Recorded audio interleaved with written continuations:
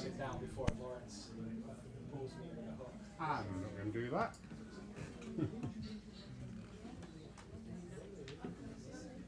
If you want to microphone yourself up, so it's very easy.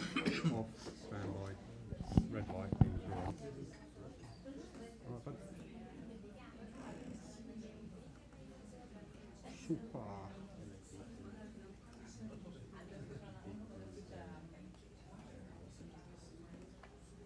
It's a good microphone. The trouble is with the ladies, nowhere to put No pockets, yeah. Okay, we'll put this inside too.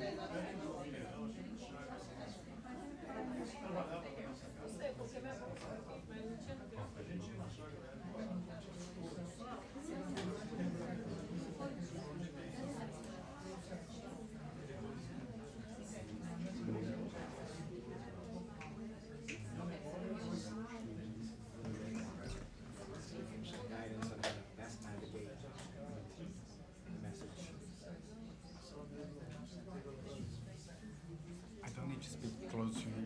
No. No? Can I stay here? Yep. Can everybody hear me? No. No? Okay. Can you hear me? Can everybody hear me on the back? Cool. Okay. Shall we start?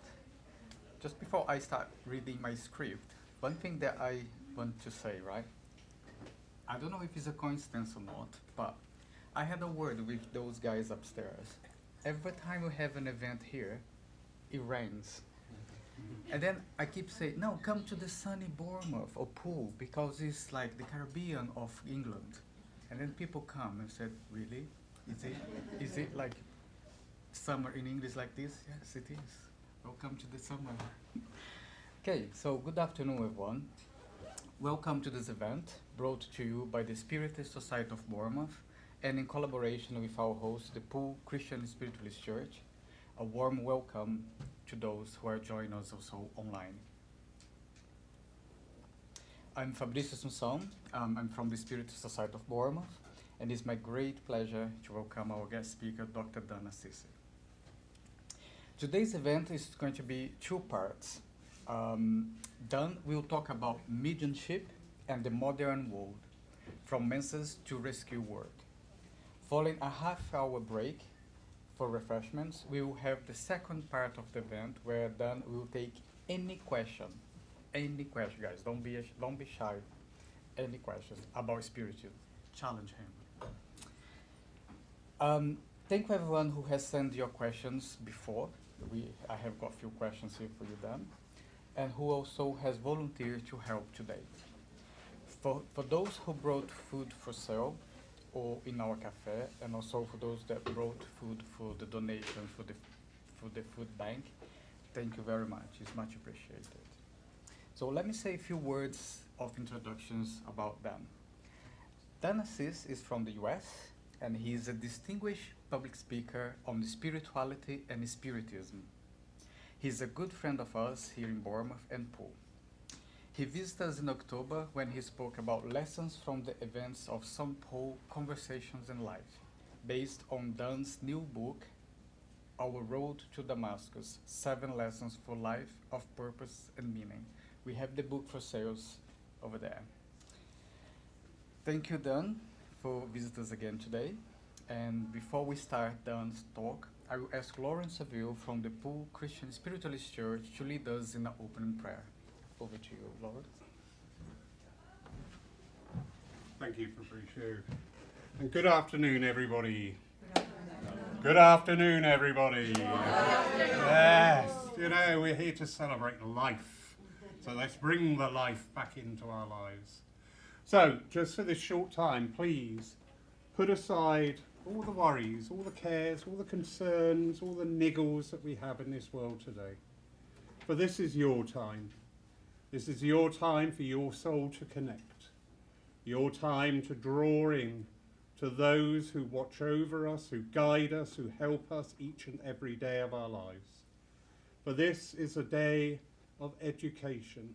This is a day of coming together, of sharing ideas, sharing thought, sharing teaching, philosophy, in that true spirit of brotherhood.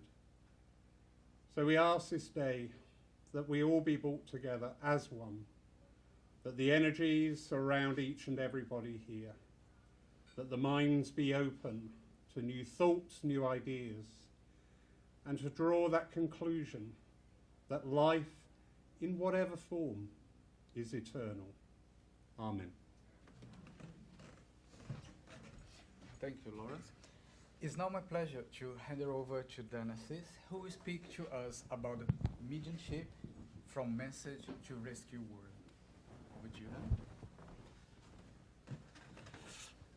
Hello, everyone. Thank you so very much for having me. It is a pleasure. It's really a pleasure to be here with you in this incredible adventure that is life.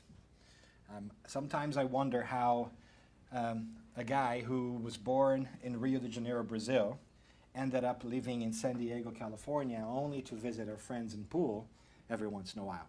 It is truly a marvelous world.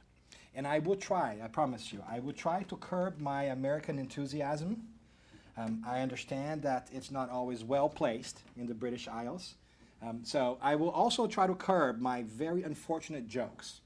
I cannot promise, however, that the second part will be possible. It's just in my DNA. So I should warn you in advance that although I'll try to be proper, there might be 1 or 2 bad puns that come in there every once in a while, just so you know what you're getting. But today, really what I would love to do is spend some time talking with you about something that you already know. That makes it a difficult task, doesn't it? I would love to talk with you a little bit about mediumship and offer you perhaps a different perspective on how mediumship can also be used, especially in this new and difficult times of ours. So we want to do a little bit of a reflection on how we can understand the powers and the possibilities that mediumship opens for us for our own personal development and to service to others. And to do that, I'm going to lean a little bit on my Spiritist background, especially at the end, where I will share with you a little bit of how Spiritists take an approach to mediumistic meetings and mediumistic service as a team effort. So we'll share a little bit about that. Hopefully that will be interesting to you. If not, that's okay. You're exposed to something different that you may have seen before or you may have not seen before. But at any rate, this is part of a conversation that we've been having with our friend Lawrence in many different ways about mediumship and how people do mediumistic work in different places for different purposes. Does that make sense? Okay. And because I cannot not have visuals, I will have a couple of them along as we go, right? But I want to start by to celebrate that which we have in common. Okay, I think it's going to work out. Let's see. Maybe not. I know. Hold on a second. Let's see if this goes now. Okay, this goes. All right. So hopefully we'll do a little bit of a look of mediumship as a learning tool. And yes, mediumship. Not the small ship, not the large ship, but the medium ship. I'll stop there. I promise I won't do any more of those moving forward. But you know, we have a lot to celebrate because I do truly believe that mediumship is perhaps one of the greatest proofs of God's love for us. Because through mediumship, we're able to learn so much and understand the world in such a different way that it has the potential to change the way we face life and our role in this planet. It's truly remarkable in many different ways. You know, mediumship, even though it's not yet fully accepted in the entire globe, it's not something new. If we look through history, we are going to see that throughout the ages and throughout this planet, we have had mediumship at work. We may have called it by a different name. The word mediumship, for instance, is not really found in literary works or anywhere else before the 1800s. So that's a hard piece. If it is found, it is a modern translation of an old text that is not necessarily always there. But the actual idea of mediumship has been present, even though the word has not. For instance, if we look back in time, we might have referenced saints who were able to communicate with the divine, or perhaps shamans, sibyls. If you go all the way back in time, you'll find prophets. You will find oracles and even high priests thousands of years ago. The principles are the same. The name is slightly different. The approach might be also slightly different. But the truth is, mediumship has been with us ever since we have dawned on this planet. And that's a beautiful thing, because it is a connection to the divine. It's another reminder that we are more than this physical body. And by mediumship, I should probably start by saying that I define mediumship as the ability to sense the influence of the spiritual in the physical world.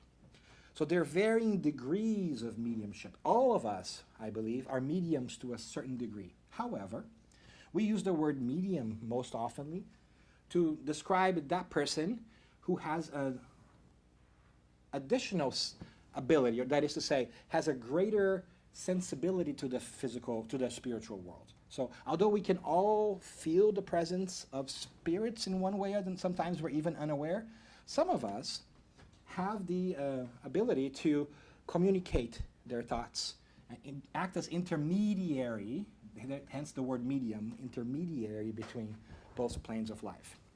I myself am not a medium. I'm an extra large. 3 extra large, maybe. Right? I promise I will stop on the previous one. I couldn't resist. I'm so sorry. I will stop now. By that I mean, I will not give spirit messages today. It's not in my ability. I feel sometimes inspired by spirit, but I don't necessarily vocalize or write what the spirits tell me. It's not in my ability just yet. It doesn't mean that I cannot contribute to the mediumship, and I will tell you a little bit more about that in later on. But I just want to be straightforward and direct with you so that you know that today there will be no spiritual communications coming from this guy, right? So mediumship is a beautiful thing, nevertheless. I really appreciate and think that has played an important role in my life. And I think it can, in many different ways, for a lot of different people. What are the benefits, or what are some of the lessons that we have learned from mediumship that are really powerful and have the ability and the possibility to transform our lives? Well, first, we learn that there is no death. That the physical body may go, may wane, but who we are never ceases to be. And that is an incredible awareness, because if we are able to hear from those who no longer have a physical body, but are still very much in control of their abilities and their reason, that is a beautiful testimony to this fact that we go on after our body fades away. And that ought to bring a really powerful and heartwarming feeling of acceptance and general satisfaction and solace. Because who you are and what you've worked for will never stop being. And that is truly an incredible message in these words, that in this world today that seems so difficult at times. You know, along with that one, it's always really nice for us to know that if we outlive our physical body, it also means that love goes on forever. Why do I say that? Well, if we do this, if we outlive this physical body, it means that everybody we love also does that. which is to say that your mother, your father, your uncle, your cousin, your loved one, your wife, your husband who may have passed away has not ceased to be either. So the love bonds that you have with others continue to exist. And that also means, and we forget this, that their love for us continues as well. Sometimes in our pain, in our grieving, we are so unaware of that we forget that there's an incredible amount of love from the spiritual world towards us. Because we have many who we hold dear that continue to love us and work towards our betterment from the other side, so to speak. And in our darkest moments, we would do well to remember that. And that becomes even more powerful when you consider the idea of reincarnation. And if you do, then you can understand how the love that is out there is even greater, because you have had mothers and fathers, lovers, brothers, sisters, parrots, parakeets, dogs, friends from other lives that continue to love you as well. So the amount of love at any point in time in the universe towards you is incredible. But in our challenges in this physical world, in this side of the veil, sometimes makes it so that we forget that. And it's important for us to remember that love that's out there for us. And mediumship has the power to do that, to recall us back to that essence that we forget sometimes. But there's more, of course. It also tells us that there is a creator that is incredibly good. And that is a really powerful awareness, because once we know that there is a creator, a God, or whichever name you want to give it, I will call it God. Sometimes I say that God is the guiding, organizing, designing principle, if you have trouble with the word. This energy, this force, this incredible thing that has created everything could bring us a sense of peace in our hearts, because we know that there is order to the world, even if it seems so chaotic at times. From our perspective, it may seem that the world is out of control, that things are going to, pardon my word, hell in a handbasket. I don't know if you guys have that expression here, right? But the truth is, there is a greater plan at play. And when we remember that, and know that God is all loving, all just, all kind, by definition, otherwise God would not be God, right? If he were not one of these things, then we know that things are going to be okay. They might not pan out the way we want them to, but ultimately, things are going to be okay. And that brings us to one last thing. We're here to learn. When we accept these things, that life goes on, that we have love, that we have a creator that's with us and supporting us. And in my particular case, and Spiritists who believe also in reincarnation, we know that we are here to learn. We're not here to suffer. Sometimes people come with us with this idea, oh, we're here to suffer. We're not here to suffer. There cannot be a God that puts us in a place where we just suffer. We're here to learn. Suffering may happen during learning, but if you pay attention to the messages and to the lessons, you will see that there's quite a beautiful thing going on where we are all growing spiritually. And it's a message of optimism, of happiness, that I think that we also do well to keep it close to our hearts. No doubt, these are the benefits of, I think, personally, mediumship, one of the greatest ones of them. And I should stop really quickly and say that I have a tendency to speak really quickly. If that is the case for you, just make me a discreet sign like this, and I will try to slow down. Truth is, I get excited, I go. And when I am over here talking to people, you become so self-aware that time seems to pass differently, right? So I think I am doing a really great job of speaking very slowly, and my wife tells me sometimes I'm like narrating horse races, right? So feel free to just let me know if that's the case, and I will tone things down. So mediumship has given us many different things. It's a beautiful thing, and has helped us learn many different things. How else could we look at it? Well, allow me to introduce you to what I affectionately call the mediumship journey line. Right? It might be a little bit small there. Let's see if we can read. I think that if I were to draw a line on how we approach and learn with and from mediumship, I would say that most people begin here at number one, which is incredulity, right? does mediumship really exist? I think most of us, many of us in the beginning, and many people out there in the world are still on the fence as to whether mediumship is, in fact, a thing, right? In other cases, depending on your religious background, you may even think that mediumship, it is the devil's thing. I mean, I have run across a fair share of people who have thought that mediumship is only used to speak to demons and devils and what have you, things that are perhaps not in my vernacular or in my concept, but nevertheless, that is what they believe. So it's normal that before we begin to interact with mediumship, we may have questions about it. We may have certain stances that perhaps are not aligned with what it truly is, and that's okay, because it is the learning process. With anything that we learn, these things will be there. Apologies. So I think that as we are learning with and from mediumship, we begin in this place of, I don't know if it exists, if it is really true. That's fine. After that, we generally move to a second stage, which I call the consolation state. I don't know if you guys can read. This is too small. Let's see. It doesn't help either. All right. But I think that what I mean is that when we reach that point, we become exposed to mediumship because we are looking for some solace, some consolation from somebody perhaps who has departed and who we miss dearly. And we want to know, are they okay? Do they have messages from us? Is there something that they can tell us? How do they know they're okay? Can you show me or can you tell me, give me evidence that they are still okay, that they truly are who they say they are when we hear them from a medium? I think that the vast majority of us on the planet are probably between 1 and 2. We are still skeptical about mediumship, and when we arrive at mediumship, we really think about what is in it for me.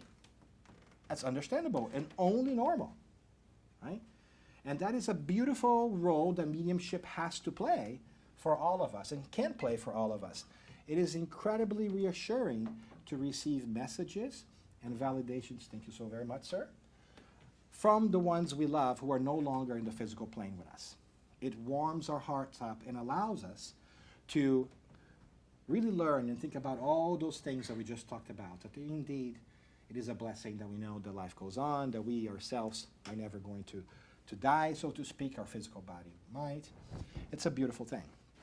But what I hope to inspire in you today is to take even a step further your own mediumistic journey so that you can continue to learn with mediumship and take a step towards phase 3. And by the way, these are numbers that I made up. So don't think there's there's actually phases. This is just for concept explanation, right? Don't hold yourself to the specific phases.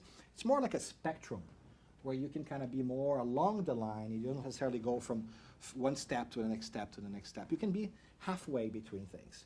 But just to illustrate the concepts and the thinking so that you can check my thinking to see if it fits yours or if it will add to yours, I just use numbers and phases, right? But in stage 3 is where this learning starts to take place in a different way. And I think this is where we really want the planet to go. This is where we begin to ponder that, hold on a second, if we are able to talk to those who have departed, and we know that they still continue to exist after they have shed their mortal coil, as Shakespeare would have said, then what does that mean? How is the spiritual world? How does it work? And more importantly, what does that mean for my own life right now?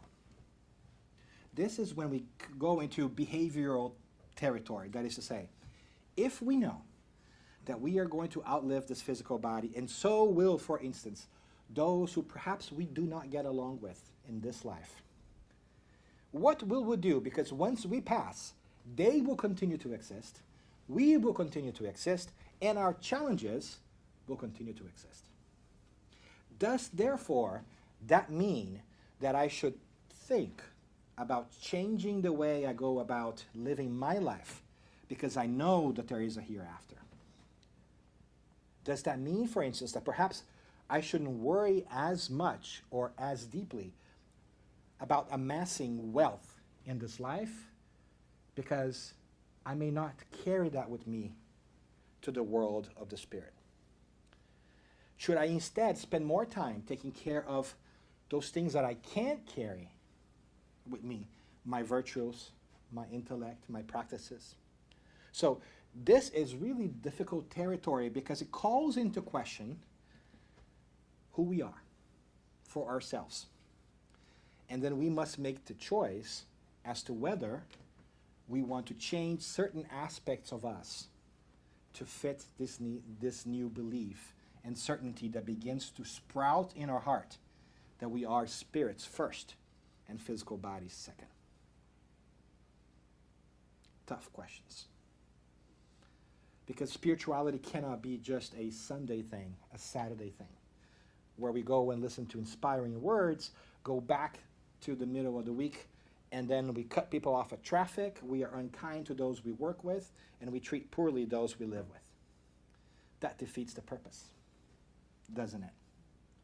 So this learning process, it is really powerful and really beautiful because through mediumistic work, through mediumistic knowledge, we are able to gather many beautiful spiritual messages and spiritual books and spiritual speeches and learning that can inform us of how we can perhaps change our approach to life and therefore our own behavior.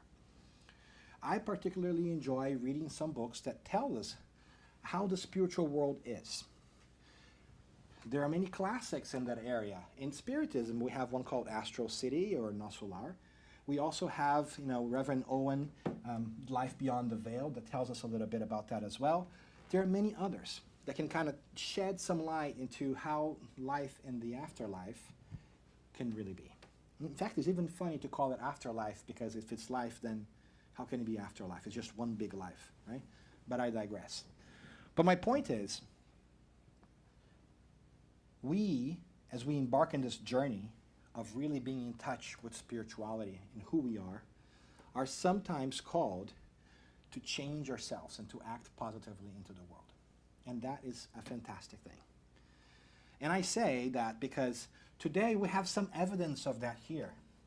For instance, many of you were asked if you could bring some non-perishable foods to be donated to the food bank.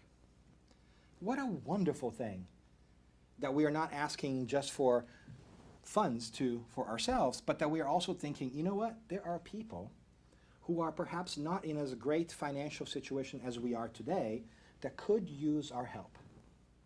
And it's nice that we do that because in our next lives, it could be that we are those people.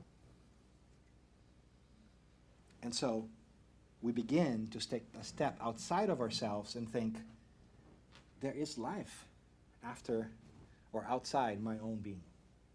And that's a beautiful thing. So congratulations to everybody involved in this wonderful thing. When I walked in here, I always like to see by the door, there's some beautiful examples of the church at work in the community, giving to other causes, helping people. I think that's evidence that we really want to go towards that next step. We feel called to make a positive impact in the world. But before I talk too much, let me move on. I'm also known for talking too much, as you can tell. And that's a beautiful thing. But when it comes to mediumship, there is perhaps also another aspect. Now we can increase that line or augment that line a little bit and say, after that learning that comes from helping us and ourselves understand how life can be, there's also this service aspect. And then we begin to ask ourselves, how can I help others now that I have received help? Is there a way in which I can perhaps help them shed some light into the doubts that they have or grow their spiritual awareness so their life can also be transformed without being imposed on them?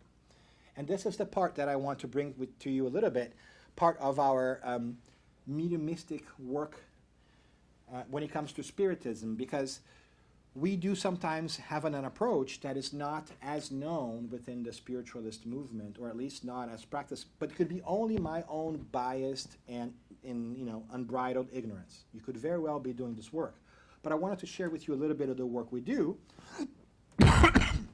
apologies, so that you might be aware of different ways in which you could potentially use your mediumship or be part of mediumistic work. Well, I'm going to call this, for lack of a better word, rescue work. But the better term here really is spiritual assistance. And in this mode of spirituality, of mediumistic, as practiced by us, Spiritists, we really try to do a couple of different things. And one of them is spiritual assistance. And that is really helping some folks, and it might be hard for you to read, right? It's helping some spirits become aware of their spiritual condition. What does that mean then? Well, think with me for a second. It's something that we see quite often in our mediumistic circles and groups. Many of us go through life without thinking about the spiritual. Many of us don't even believe that there is an afterlife. And it is a little bit of a shock when you shed your physical body only to find that yourself are still there. Many of them are in denial about their spiritual existence, and therefore a little bit stuck. Have you ever seen that movie Sixth Sense? It's kind of like that. It happens quite often. And so, in many different ways, oftentimes we come together in our Spiritist meetings to, and I'll tell you a little bit how we do it, to talk to these spirits and help them understand that they are now in a spiritual world and that it behooves them to move forward in their own lives, spiritually speaking. I know, for some of us, this might be very different and very unheard of, but I can tell you that is a powerful experience. I do that on a weekly basis. Part of the group that I'm part of the work we do is that of spiritual assistance, and every Thursday, I can tell you the different cases that we hear from different people who are now in the spiritual world and who have trouble understanding their reality. I can tell you of people who did not believe in the afterlife and are surprised to find out when we talk through them slowly, counseling them ever so slowly about their reality, and how they then begin to see things that they didn't see before because the mind is so powerful. I can tell you, for instance, of a case that happened not this week because I was flying, but next Thursday, that really stuck with me. I had a miner, somebody who was in a mine, who was a victim of a slide-in. And the group of miners perished, but he was still stuck in the mine. And after talking little by little, he realized that something was off because he was still stuck there, but he had an inkling. But after a while, I can only tell you the joy he felt when, through our conversation, he was finally able to see his other miner friends who were also there to welcome him into the spirit life, now that he gave himself the space to free him from the perception that he was still trapped in a mind. It's beautiful stories. I could name many different stories here that really touch my heart. I even have good goosebumps. I don't have any hair in my head, but for somehow I still feel like goosebumps in my head, as if I had hair when I say that, which is amazing in itself. But not a mediumistic phenomenon. Don't worry about that one. But there is a degree of help and assistance that we who are here in this plane, in which who we call incarnates, still here in the flesh, can provide assistance to those who have departed and who are not yet aware of their spiritual reality. It happens very frequently, especially in a world where we still struggle to get in touch with our spiritual selves. Many of us go through our lives without thinking, what will happen when I die? We just accept that there will be nothing. And when we get there, sometimes, not every time, but sometimes we need a little bit of help. So that's one kind of work. Another one is very similar to that, and we call it sometimes de-obsession or disobsession. Now, this sounds a little bit more delicate than it is, and it's sometimes hard for people to also comprehend and accept. But in de-obsession work, we are talking to other spirits who are very aware that they have passed, but who still hold grudges with people who are either in the spirit world, but more frequently here in the incarnate world, and they decide that they will be a negative influence in those people's lives because those people were generally not very kind to them. And so they persecute their victims from the beyond which can manifest in many different ways. Sounds like sci-fi. Sounds like science fiction. But I can tell you, it is real. On a weekly basis, we also talk to some of our friends, our brothers, who are struggling to understand that trying to take spiritual law or justice into their own hands is not to their benefit. And it's always beautiful sometimes to see that happen when we're able to share with people a different perspective and say, if the person has really hurt you, why would you want to be stuck to that person? Why would you want to be reliving that moment? Let that go. The Creator, God, the universe will take care of things. And it's also really touching sometimes to feel almost as an immediate relief in the lives of those who are here in the incarnate world after that conversation takes place. We don't often see it, but I can tell you, for instance, about 2 weeks ago, we have a friend like that manifest in our group who was also telling us, he started by saying, I'm not going to let her come here anymore. She didn't treat me well.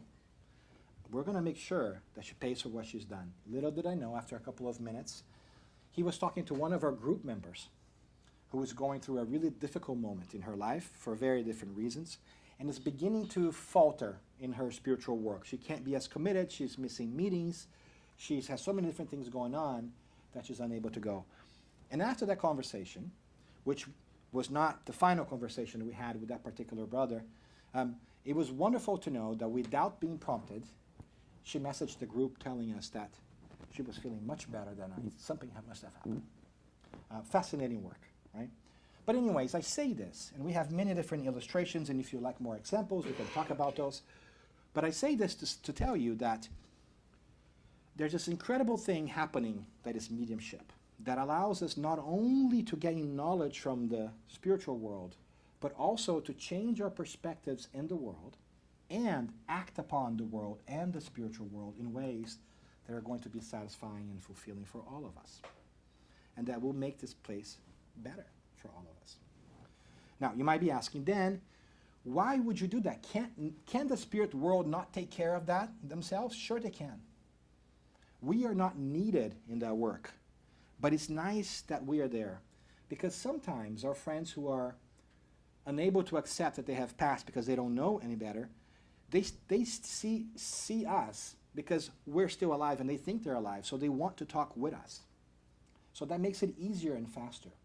And sometimes our energies also help them go through the process. The very act of manifesting through a medium helps them shed some of that energy that's holding them back. We can talk more about that. It gets a little bit technical, but I think that you can see that within the Spiritist practice, I'm trying to oversimplify things in a very short period of time. You can always ask me questions later. There is a place for us to do spiritual service to others, not those who are incarnate, but also those who are discarnate. And that is a beautiful thing. How does that happen then? Well, I'm not very good at drawing, but I can copy and paste little signals and symbols into a PowerPoint presentation. Okay? So, for instance, I can share really quickly here how we would do this in a meeting. We would have time devoted for a group of mediums and people who are not mediums, but who are engaged in the work and want to do the work, to study and grow. And when we get to a certain level of being together, these private meetings, which we tend not to open to the public, because they're very delicate and requires trust among people, take place in this way. For instance, in this particular meeting here, right, which is sort of like a mirror of how we do it at the group that I'm part of my meeting, we have 4 different mediums which are illustrated by the little blue crosses there. We have 2 counselors. Those are the people who are not mediums themselves, but they will be those who are going to talk to the spirits who are going to manifest through these 4 mediums. Right? And then we also have 2 other people. They are assistants. They are not mediums and they are not counselors, but they are going to help us maintain the great vibration and the current by praying and sometimes laying on hands during the communication to help us maintain that connectivity and so forth. So in this particular case here, sometimes we will, most of the time we will let just one communication happen at once, but it's sometimes possible that we will have two communications happening at the same time because we have two counselors. Our mediums are trained, right? There's 4 mediums and 2 counselors. If there's 2 counselors talking to 2 spirits through mediums, the other mediums will not allow the communication to come through and will hold their place until it happens. But because I like drawings, right, we can also imagine on the other side the things that we do not see. And this is some of the research that has happened in the Spiritist arena from many different places. But for instance, in our meeting, so the little red circles here are the communicating spirits, so the spirits that are here or in the meeting to receive help. Either they have arrived there, or most of the time they have been brought by other spirits because they need assistance. And then, there will be a number there. I have 8 of them in there. In my particular meeting, we generally have a limit of 3 communications per medium, so that we don't let them do too many communications to exhaust themselves, right? And so in the spirit world, you might not, in the physical world, you might only see the little crosses here, but what's happening is there's a number of other spirits in there waiting to communicate as well. But like a bed infomercial, if you call in the next 10 minutes, you also get a better view of what our spirits actually tell us that happens on the other side. And what happens on the other side is not only we have those spirits who are communicating, but sometimes we have the mentors or spirits who are responsible for the welfare of other spirits also present. So if this spirit is in need, is going to communicate, his mentor or guardian spirit, as we call in Spiritism, might also be present to assist that communication that day, right? And at the same time, the same might be also be present here about the people who are working on the meeting in the incarnate side. It could be that if that day is going to be a little bit difficult for me, that my own guardian or mentor might be there to assist me as I am dialoguing with other spirits. But there's also those spiritual helpers who are going to be there and just guide and coordinate all this great number of souls who are present. Because in addition to those who are communicating, we're also told that there is another group of people, another group of spirits, I should say, who are brought there, either because they wandered in themselves and are curious about what's happening, if they are let, or because they were also brought by the spirituality and spirit to watch certain communications. Because you see, it could be that the communicating spirit with a particular challenge might also have the same need that other spirits do. And so others might not need to communicate, but they will listen to that conversation taking place. So if there is, for instance, a case of a spirit who is still very much attached to a physical addiction problem, then there might be other spirits who are also brought who experience addiction in the incarnate life and who are having a tough time letting go of those fluids and those energies, right? I know it's a lot, especially if you haven't been exposed to this. It really does sound like science fiction. I understand that. And I don't expect you to accept all of this or believe all of this, but I just want to put it out there. Because if knowing more about this interests you, then perhaps looking into how you can be part of such a group in the future might be something that tickles your fancy. And that maybe is a way in which you can eventually create a group that will do this kind of work. And in this particular case here, for instance, we have about, an orchestra of 54 different souls playing at once, right? Coming together in a meeting.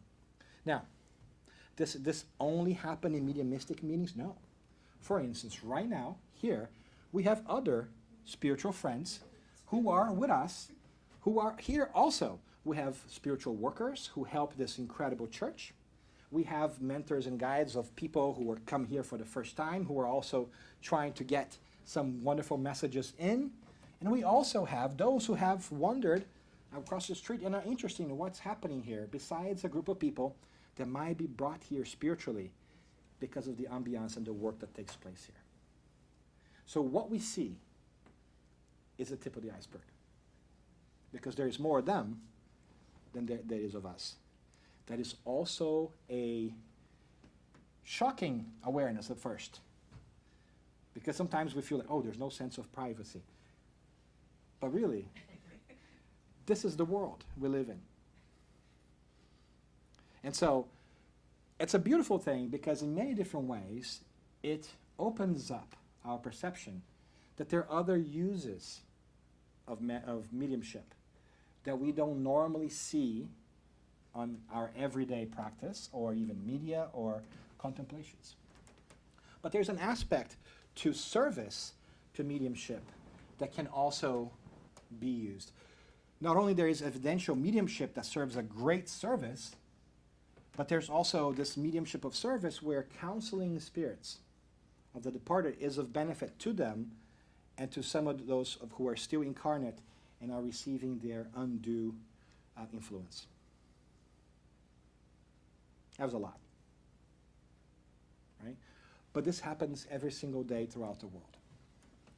These meetings take place every single day because there are Spiritist groups, for instance, and some shamanistic groups that do similar work as well, taking place every single day in every single continent of the world.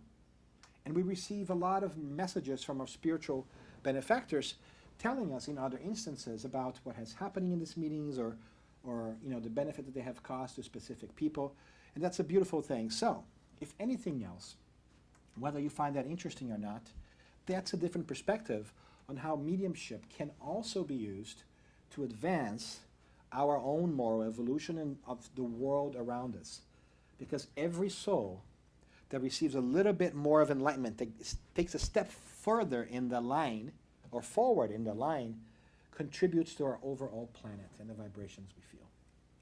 And especially in this day and age, where the world seems to be so difficult, having a little bit of hope and know there's a lot of work happening behind the scenes may be something that reassures you to continue to step outside of yourself towards something that helps your community, whether that community is only in the physical plane or if you can now expand that concept of community to think of it also in the spiritual plane. So now our global community, hopefully, is bigger. It's not just those who are living, but are those who are no longer in a physical body. Right?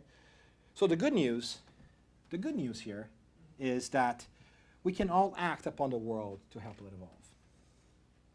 That what you do today, your actions, your behaviors, your attitude, can positively affect the spiritual realm. Because we think only the spiritual realm affects us. But the truth is that we are enmeshed. It's one and the same. They are with us right now. And they can feel our vibrations.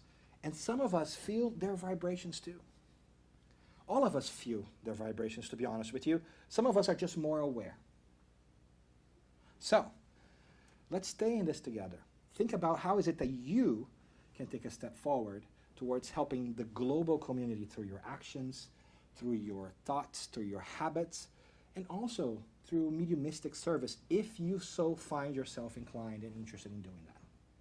Study is necessary, of course, but it's always a great place to start. And the question then that remains is, how will we grow our awareness and practice of the spiritual? That's up to you. It does not mean that you have to be part of that group or of a group like that.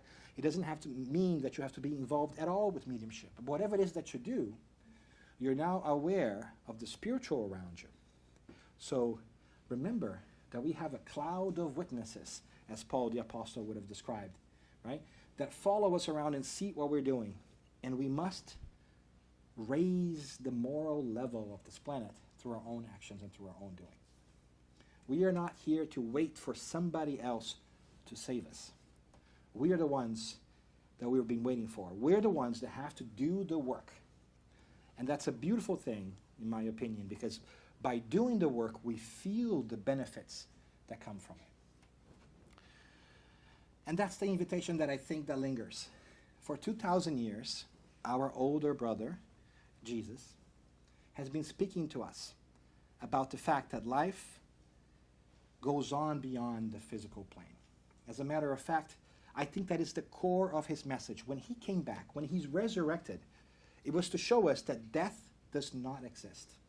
Because he told us that everything that he could do, we would be able to do too. So normally, we too resurrect. That is to say, we too come back again from the physical world and live as a spirit. And I generally put this image of the Christ there that was painted by a young painter. I think she was 9 years old when she did this. It's called Prince of Peace, and her name is Akiani. Because I think that it behooves us to shift our perception of what the Christ is and our posture towards Christianity. We have inherited some bad habits that are nothing to do with the Christ when it comes to Christianity. We're not always very accepting of others, and the Christ was accepting of all. We're not very kind to people. We're not very open to different perspectives, and the Christ was there. He spoke to everybody. He spoke to people who were tax collectors, which were a big no-no at the time, right? Because the Romans used the Jews to collect money for their own purposes. So the Jews who were tax collectors were traitors in their own midst, and they were shunned away. But Jesus talked to them, and in fact, their disciples, one of them at least, was a tax collector. He talked to women, which was also a big no-no, especially if they were unaccompanied back in the time. And he talked to people with different ethnicities without worrying about who they are. He talked with people who sold their bodies for a living. He talked to rich people. He was with everybody. He accepted everybody. Why can't we? If we truly want to call ourselves Christians, then we've got to be more Christ-like. And that means be more open, kind, and positive towards the world, as he was. And that message is beautiful. And he was also an incredible medium. As you go back and read the New Testament and his passages, you see that oftentimes he will have interactions with the spirit world, where he would also counsel some spirits to leave people who were being affected by their negative influence that we Spiritists will call de-obsession work nowadays. It's a fascinating piece, but my point is, we are at the verge of a new era. We may not yet see that in our current lifetimes, but this planet is changing. And awareness is growing about spirituality, and I am so happy to be amongst like-minded friends who may not agree with everything I'll say, but nevertheless are tuned in to the need of the spiritual, so that we, together, can raise up our sleeves and add to this beautiful world to make it even more beautiful. So, I hope that you can keep in touch if you want to. You can connect with me on social media and so forth. But more importantly, I hope that whatever it is that you do moving forward touches you in such a way that you feel inspired to live your best life, feel not afraid of the world, and remember that you are loved at all times, and that the amount of love that comes from God and from the spirits that you know or have a familiarity with continues to exist for you and moves you forward. So I'm going to pause there, because I've been talking for a while, and see if there are any questions, if we have time. I don't know how my time was. Not so great, right? Does that make sense? Yep. I'll stop there. And then I'll drink some water as you cleverly think about a question or two so that I can drink water. Yeah?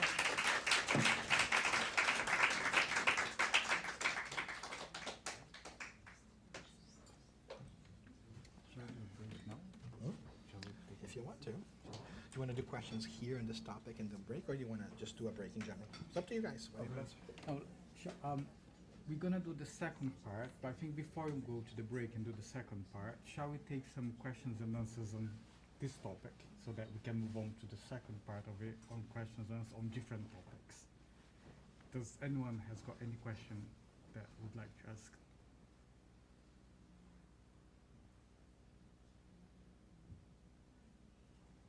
Hi. So, I was thinking when you said that when someone is incarnate, they are at least don't realize that they are in the spiritual level or spiritual work. How, I don't know if we can help by praying for them. How do they, I don't know, I just want to know what's the process for them. Because basically, I had someone who passed, and I heard that it stayed for too long until acceptance. And I always wondered what we can do when we pray, and what are the steps until they actually realize. It's a great question, and I think one that we find quite often, and a very important one. I think that praying is absolutely wonderful, because that means that we are wholeheartedly, or whole soully, I don't know if I can use, I just made up a word here, with our whole soul, sending the best of what we got to that person. That's a beautiful thing. Sometimes we do not know the power of prayer and good vibrations, and how powerful, impactful they are. Sometimes we hear from our spirit friends who are the beneficiaries of prayer after the fact. They come back and they thank us for that, which is incredible on its own. Small thing we can do.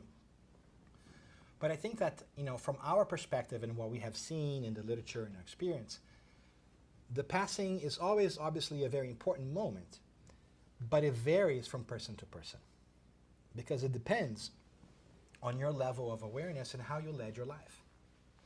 If, as I mentioned before, if you were not aware, or you were not interested, or did not pay attention to spirituality to the point that you didn't believe there was such a thing, that transition can be a little bit longer, because it takes time for you to get acclimated to what's happening. It also depends on what kind of moral life you led, and how that, right? Because if you really, even though you might not believe in God or believe in life after life, we have so many examples of wonderful people who don't believe in any of that. Sometimes they've been jaded by traditional religion, and they refuse that, not knowing that there is something beyond traditional religions. But they're incredible human beings. And when they pass, they have garnered so many friends and so much goodwill in the spiritual world that they have extra assistance in navigating that transition. But it's also true that sometimes, in very difficult cases, neither of these things are true. Neither they had great knowledge of the spiritual world or practice of spirituality or whatever it may be, nor they had an exemplary life that warranted them some additional ones. And that takes a little bit longer. Right? It's a great question. It really depends, right? It depends on how they led their lives and who is going to help. But we know that there's always assistance from the divine. But sometimes, because we are not open to spirituality or to the concept of an afterlife, we shun ourselves. We shut ourselves down from receiving help from others. And things are slightly different on the spiritual realm, because our mind, when it's unencumbered by the body, is even more powerful. And so sometimes we will literally shut ourselves down to the point that some spirits create scenarios that they live in, and they get stuck in that scenario. So it will take a little bit more time, but the spiritual helpers will come and slowly, some people, for instance, is a scenario that we find often. They're perhaps a little bit at the end of their lives, and they're in the hospital, and they pass away, but they still find themselves in the same hospital bed. And they're still trying to understand what's happening, because things are different, but they're still the same, so they're a little confused, until somebody, a wonderful spiritual nurse, comes in and slowly talks to them and helps them understand what's going on, and so forth. But it really depends. But I think that the takeaway that we always have to have in our hearts is everybody is a child of God, and everybody gets help. And sometimes it takes a little bit longer for us to accept that help. Sometimes it happens in a matter of a day. Sometimes it may take centuries. The spectrum is that wide.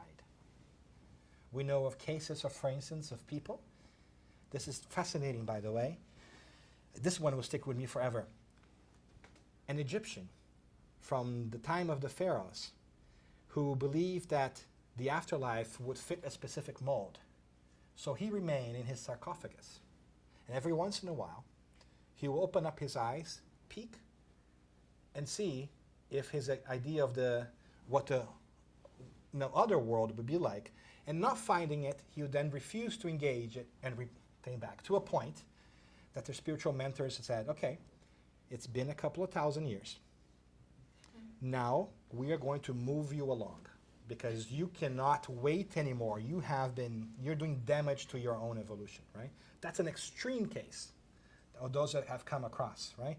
But it's a fascinating example. But at the same time, we know people who have passed away or discarnated, as we call in Spiritism, and next week, they are sometimes communicating in a different Spiritist meeting in a different place, sending us messages. Right? I wish I could give you a rule other than say, love is always present. And so continue to pray. Continue to send your best vibrations and trust in God. Right? That's all we can do. I should have said, I won't have answers for you, but I will always have responses. Right? And that might be, I don't know. I'm okay with that too. But obviously, I'm only sharing my experience and that of those that I'm in contact with, right? Take it with a grain of salt. Do your own research. Yeah? A quick one from me. So, as a spiritist, the way we work with our mediumship, as you just explained to us quite well, we basically use the mediumship to console the spirit. Most of the time is to bring the awareness where they are and what they are going to, what basically bring the awareness that they are now in the spiritual realm and they now need to embrace the light beyond that. In spiritualism, they use mediumship to pass on a message, but not necessarily to assist them in terms of console them or help them to move on and bring their awareness to their spirituality and so on. And so the type of mediumship seems to be quite different as well, the way spiritists use their mediumship and the way that the mediums in spiritualism use theirs. It seems to me, and I don't know enough to actually pass any comment on that, but it seems to be quite different ones. Because in spiritism, the medium seems to, most of the case, the spirit even take over the control of the medium's body. Mm-hmm. And sometimes the medium can express even with a different voice Mhm. or even a voice of their own spirit manifesting. Mm-hmm. In spiritualism, I never seen that. They seem to connect with the thought of the spirit and then pass on the message. But the medium, I never seen here in this Mhm. country or in spiritualism, that the medium seems to suffer much influence when he has passing on the message from the spirit. So I actually have seen spiritualist mediums who more visibly, sometimes what we call in spiritism incorporate, like, or give passage to the medium in which their voice changes. So that does happen too. But I think that we can get very technical about mediumship in general, and that's a wonderful conversation. But I think there's definitely different modalities of mediumship, and we also understand that every mediumship is different because we're all different. So even though you may be a specific kind of medium, and we can talk about different kinds of mediumship, two people with the same category will still display them differently because they have their own experiences and so forth. But it also makes sense, right? Because spiritualists in evidential demonstrations have a tough job because they are here in a platform and there's a lot of people and energies seeking help. And it's oftentimes really hard to maintain that level when you have 60 people, 100 people together, right? The collective energy is very uneven. And so it's sometimes harder to do a deeper connection with the spirit because of the atmosphere, the spiritual atmosphere that takes place, and which we have a name for because we have a term for everything in Spiritism. We call it psychosphere, right? The atmosphere or the psyche of this area. All of us have our psychic atmosphere, but we're also sharing an atmosphere. So in this moment, it's a really lovely atmosphere because this is a great place where we always have great thoughts and talks and concern ourselves with great things, right? So in evidential mediumship, where there's only one medium here taking requests and going where spirit leads, it's harder to do a deeper connection with the spirit. And it is true that many times that connection will be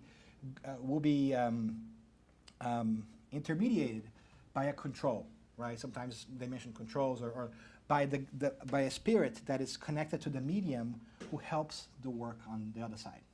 And that will act as an interpreter, because to have that deeper connection, it takes a little bit more time, right? When you are having the meeting like we do, the Spiritists do, in a closed environment with a group that has been working for a while, it's easier to go into that deeper connection where you are also allowing the spirit to take over your body temporarily, even though they're not taking over, they're just sort of like sitting on a little bit, right? Because the energies are more contained and you know each other and you're working as a group. It doesn't mean that it could not happen here in public, it's just slightly different. And it's also slightly different because some people prize different things, right? In Spiritism, for that kind of meeting, you would have, or you would need, mediums who are able to, what we call psychophony, to speak, right? To give the speech of this communicating spirit. That's important for that kind of meeting because it's going to be a dialogue. If you don't have a medium who's able to give passage to the voice, right, then it becomes a longer conversation.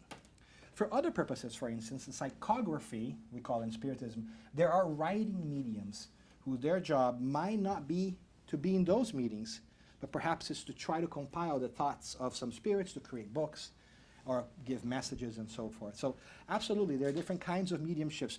There are mediums who cannot express vocally what the spirit's saying, but they can see the spiritual world. Those are also a little bit rare in many different ways. Those are also very helpful in that kind of meeting that we have, because sometimes they can tell us after the fact what has happened and have an external validation to what we think happened during the meeting. So there are an incredible amount of different kinds of mediumship that are constantly evolving, that it's really interesting for us to kind of learn and see how they fit different purposes and different uses. And sometimes, frankly, we just don't know that we could do things differently, right? Sometimes we have a lot of mediums, for instance, who come with us, and they are plagued by the influence of the spirits, and they feel like they can't do anything about it, because they do not yet know that they are always in control of spirit communication, right? Once they learn that, or how to disconnect and how to recenter themselves, it becomes easier for them to develop their own mediumship, for instance. But my point is, the different kinds of mediumships serve different purposes. It depends on what is it that we want to use it for. There's an incredible, beautiful use for evidential mediumship, because it awakens our hearts to the beyond, and it brings that solace and comfort that we so desperately need in this world. So by all means, I'm not saying stop doing that and do this. No, we have to have all kinds of mediumships at work, right, to show us different things and remind us in different ways and speak to different people about things that they care about so that they find their way to happiness forward. Does that make sense? Okay. Yeah. Can I just add a comment? Yeah. As a spiritualist, doing platform work, doing a bit of trance work, working with my guides, help us, even have giving voice to loved ones through that trance stay. We are talking about these different kind of mediumship, but one thing that for me is very important here is the common thing between them. That's a healing aspect. No matter if we are discarnate or incarnate. Mm-hmm. Like when we're talking about the evidential mediumship, over the years I've experienced so many times the healing that has been going on both sides of life through that communication. Great point. And one of the types of mediumship that I neglected to mention here is that we have in our meetings too. There are those who are particularly adept of, transferring their energy or helping energetically appease and comfort the spiritual from a perspective. And obviously there's also physical healing that takes place. So there's different kinds of mediumship. It is incredible. And the spirits always tells us that we are not yet aware of all the possible manifestations of mediumship. We don't quite understand it all yet, so we've got to keep studying. But it's fascinating and it's so beautiful in many different ways.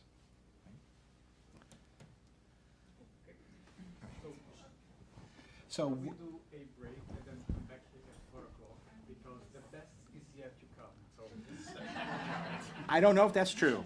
It's a different topic, but I want to make sure that if you go away, I will not feel hurt about it at all, right? I just want to thank you for at least making the first part. Thank you so much for your attention and for being here, and I wish you the best, and I'm so happy to be able to visit you every once in a while. Yeah?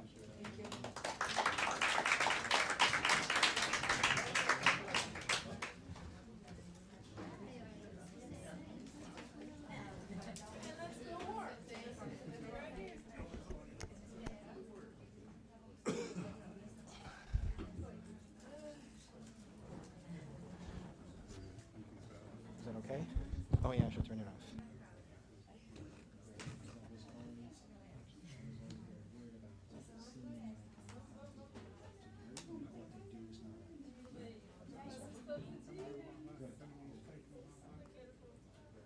Yeah, I know, but still, we try to be the best instrument we can, right?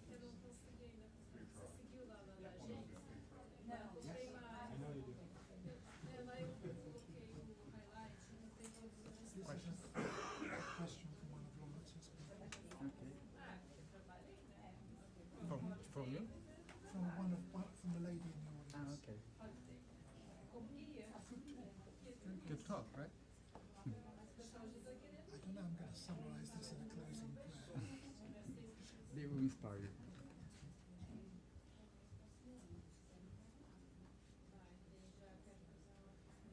Powerful talk. Yeah. There's more going on than I realise. Yeah. It's a really powerful subject, isn't it? I'm new to this. I'm associated with the spirit for 3 or 4 years now. My spiritual life has been centered around the mainstream Christian church. Yeah. And I realised that the spiritual dimension is not spoken of. We refer to angels appearing to me, angels of the tomb in the Easter garden. Angels are sort of mentioned as almost something we expect to see on Christmas cards. But Yeah. this incarnated spirits are not what mainstream Christianity talks about. Not at all. Not at all. I mean, the whole notion of this is a temporary vehicle, you know, this is almost like a suit of clothing that I'm going to cast away. So this is going to go to the Oxfam shops. You know, where do I go? Do I go to the knackers yard or the furnace? But the whole notion that we have many people, I thought the imagery there was 54 participants. So it was just 6 around the table, wasn't it? And then the helpers have helpers and observers and the observers have Yeah, it's observers. amazing. It's fascinating. It's fascinating. Nothing is private. There's something else to ponder if you're doing something nefarious, you know. Yeah, my in-laws, they are Christians. They are old school Christians. And to have a conversation like that with them, it's almost impossible because they are not open to it. They have that for them, when you die, you go to heaven or you go to hell, and that's it. And that's how they learn. That's how they see things. And I don't blame them. And for them to go to heaven, you have to do things. Yeah. But you have to be a Christian to go to heaven. I'm not saying this is a definite answer, a definite confutation of that point of view. But the whole notion of hell, purgatory, punishment was a means of the Catholic Church in centuries past gaining lots of money.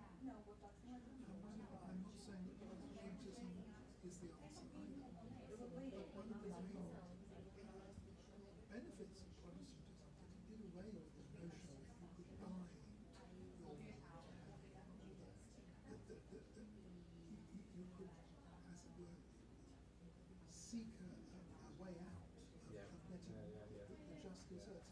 All the saints, all the candles, all the treasures. I mean, I love medieval history, I love medieval art. All the treasures, all the jewel encrusted crosses, all the statues of saints. And it was a fantastic art outpouring, but it was essentially people, it was guilt. People felt guilty, so therefore they donated money and they built churches. Many churches were built because people were frightened of going to heaven. The 54 observers is a far image. Yeah, no, it's. I won't deny you the opportunity to use the calendar. Oh, thanks, Liz. No, I'm okay. I had a coffee already. Okay. Did you ask a question? Have you got any questions to ask? Oh, we'll try to ask a Well, I question. mean, if anyone is shy of asking a question, there are some cards and some pens around. So if you want to put in a written question anonymously, please speak to me and we can sort it out. Some people don't mind asking their questions. No, thanks, Bob. Thank you. Sorry. Hello. Hi, You okay? I'm good. You? Yeah, all right. Well, you're new to the group as well, aren't you? Very good. Yeah. What's your name again? Isabella. Isabella. Yours? Hannah. Eu não. Prazer falar com você. Yeah. Eu só fui uma vez. Só fui uma vez. Não, eu fui 3 vezes já, então eu sou também bem novo também. Caramba. Você tá vindo de sapato. isso vai chegar lá. Mas o que te levou a... no Brasil você ia no No grupo Brasil, espírita? minha mãe sempre foi, e ela me levou algumas vezes, mas eu não gostava muito. E aí, não sei, deu vontade de voltar a frequentar, e eu pesquisei, achei aquilo. E com você? Também, minha mãe era espírita também, mas minha mãe foi de tudo. Minha mãe foi mãe de santo também, ela foi de tudo que você imaginar. Mas, acho que as experiências que eu tive no passado, as coisas que eu sinto também às vezes, aí eu não consigo encontrar respostas numa igreja comum. Você já frequentou outras? Então, a minha esposa é cristã, vai para uma igreja normal, os pais dela e por aí vai. Então, assim, mas eu nunca, assim, eu não quero dizer que está errado, mas assim, para mim tinha alguma coisa faltando. Eu acho que para mim o grupo espírita é o que se encaixa melhor na minha forma de pensar sobre a vida. Você chegou a frequentar o Brasil? Sim, eu não frequentava um grupo em si, eu não era parte de nenhum grupo, eu costumava visitar diferentes grupos, diferentes sorry. Pra mim é muito difícil falar em Sua português. esposa é inglesa? Eu sei como é. Eu estou aqui já tem 10 anos e é a primeira vez que eu estou com um grupo de brasileiros. Para mim é a mesma coisa. Primeira Eu vez. não convivo com nenhum. É muito estranho. Eu evitava falar com brasileiros. Se tinha brasileiro na rua, Eu passava verdade. que legal. Também. Mas por quê? Tem algum motivo? Sei. Porque geralmente tem muito brasileiro aqui que eu me sinto bem diferente do tipo de. Não vou dizer preconceito, mas o estereótipo, né? É bem diferente. Mas. Desculpa te perguntar isso, mas é porque talvez para mim foi questão de aceitação, de ser aceito também. Eu acabei. Sabe quando você chega num lugar, você é o diferente, entendeu? No meio de todo mundo que é inglês e tudo mais. E você acaba falando inglês o tempo todo e você quer, de uma certa forma, sei lá, ser aceito. Sim. Você não quer ser o foreigner. Entende? Series, né? Isso parece estúpido, mas não é. Demorou pra mim bastante tempo, sabe? Então pra mim é uma vitória de estar no meio de brasileiros. Acho que o Brasil também foi muito traumático pra mim, também foi muito traumático. Eu acabei evitando tudo que era do Brasil. Eu tenho 3 filhos e nenhum deles fala português. Eu não ensinei português pra nenhum deles. Você tem 3 filhos? E sua esposa você conheceu aqui? Não, minha esposa conheci no Brasil. Conheceu no Brasil. E você se mudou pra cá por causa dela? Quando a gente teve nossa primeira filha, quando ela nasceu, ela começou a sentir saudades da família, dos amigos, e a gente decidiu vir pra cá. E você gosta daqui? Eu gosto sim, acho que tem muita coisa boa aqui. Acho que quando você volta do Brasil, não sei se você tem a mesma reação, o Brasil está tão descuidado de uma certa maneira, assim, eu não sei, não quero dizer atrasado, mas a gente não sei, tem muita coisa que a gente tem que aprender, sabe? Você é de onde? Sou de Belo Horizonte. Eu gosto de como as coisas são bem cuidadas aqui. Parece que as pessoas cuidam mais, tem mais áreas verdes também. O que eu gosto, eu sendo de Belo Horizonte não tem muita área verde. Isso é bem da cidade mesmo. Então assim, tem muito lixo jogado. Eu sei que se você for em cidades grandes aqui, tipo Londres, alguns lugares de Londres, é a mesma coisa, mas eu não sei, eu gosto dessa.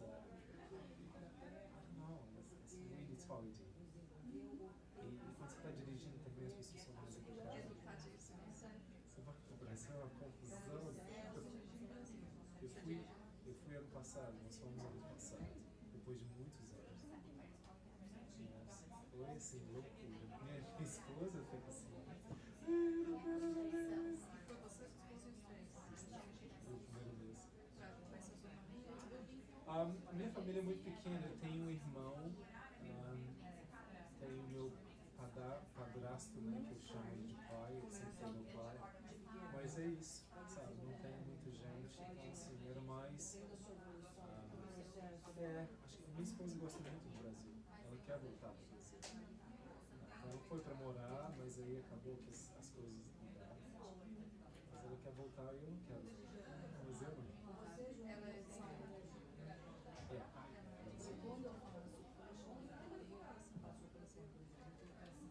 Ela, acho que ela nunca gostou daqui de uma certa forma, acho que por causa do weather, né, do tempo, chove demais, aquela coisa toda, queria um lugar com mais sol, e acho que ela leu um livro também sobre crianças de rua, há muitos anos atrás, e tem esse projeto em Belo Horizonte que ela gostou demais, então ela foi trabalhar para esse projeto voluntário. E agora ficou. Ela conseguiu visto. Ela fala português fluente. Ela fala português muito bem.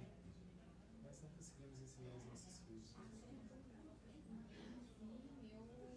Pensando nisso agora, pensar, né? Tudo muito mais. Enfim, é a vida do jeito que é. Mas e você? Você tem família aqui? Você... Não, eu tenho minha mãe e minha avó se deixaram. Eu sou filha única. Eles têm um marido, namorado? Só você, não. Mas, não, assim, você tem quantos anos? Mas quantos anos você está aqui?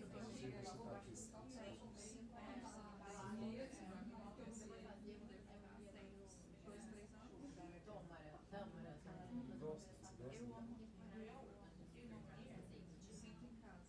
Bom, acho que isso que é importante. Bom, na internet. Muito bacana, legal. Bom te conhecer. Histórias diferentes, né?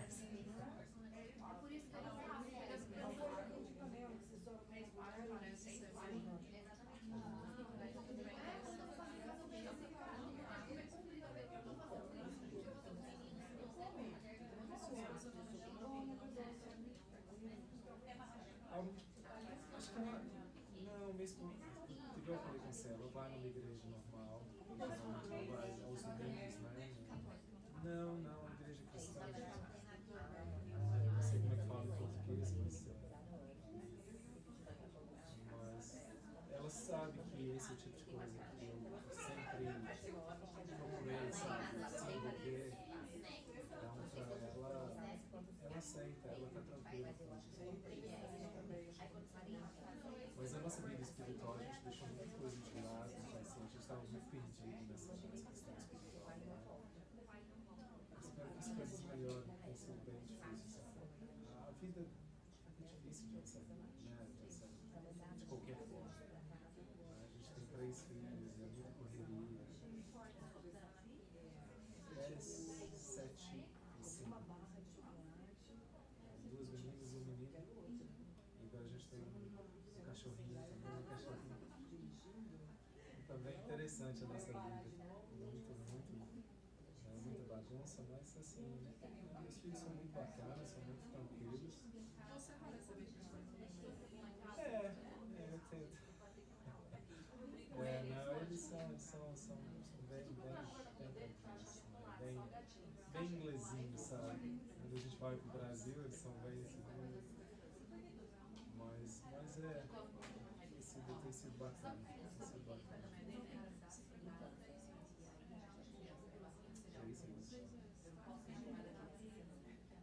Eu digo por assim, não, tipo, tu não teve infância, né? 3 vezes só, então. Eu acho que tem um grupo em Southampton, sim, mas eu, por algum motivo, o grupo do Fabrício isso me chamou a atenção de uma forma diferente. Eu não sei explicar, mas não sei, tem uma coisa diferente a respeito do eles não têm nenhum lugar deles mesmos, né? Eles têm que ligar um outro lugar, então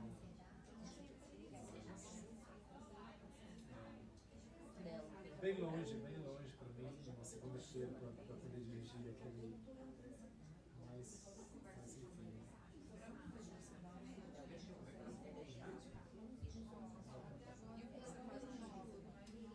Eu trabalho numa escola, eu sou caretaker, né? Tipo, você faz de tudo, mas faz de tudo, né?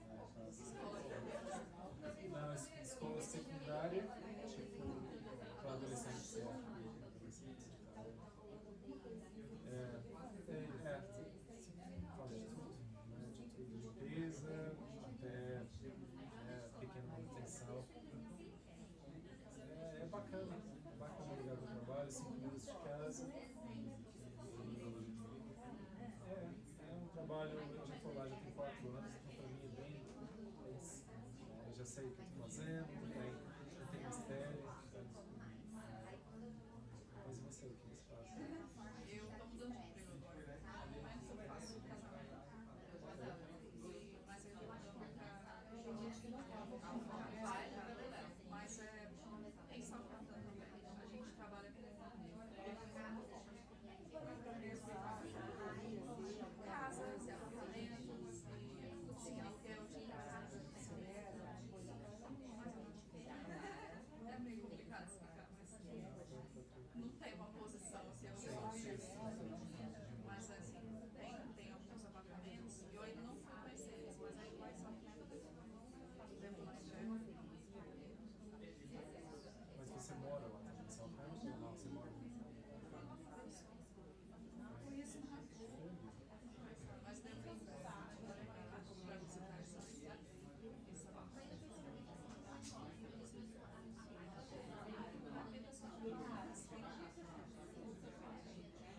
Você faz alguma outra coisa? Você tem algum tipo de hobby? Ou...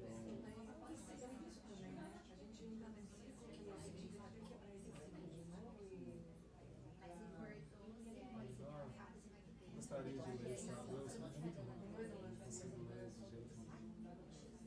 Mas pra mim tem que ser mais escutando mesmo, sabe? Você tem alguma coisa pra escutar. Então você não tem nenhuma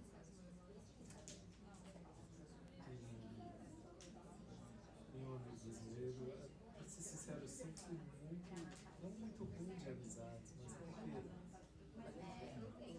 a vida da gente, né? Certas coisas acontecem na sua vida e você acaba, sei lá, se perdendo nisso. Eu nunca fui muito bom com amizades. Então, assim, tenho poucos amigos, amigos ingleses agora, que é diferente, né? Diferentes culturas. Mas acabo aprendendo muita coisa deles, eles acabam aprendendo muita coisa. Mas você não tem, você falou que você não tem família no Brasil, né? No Brasil, as pessoas, eu sou mais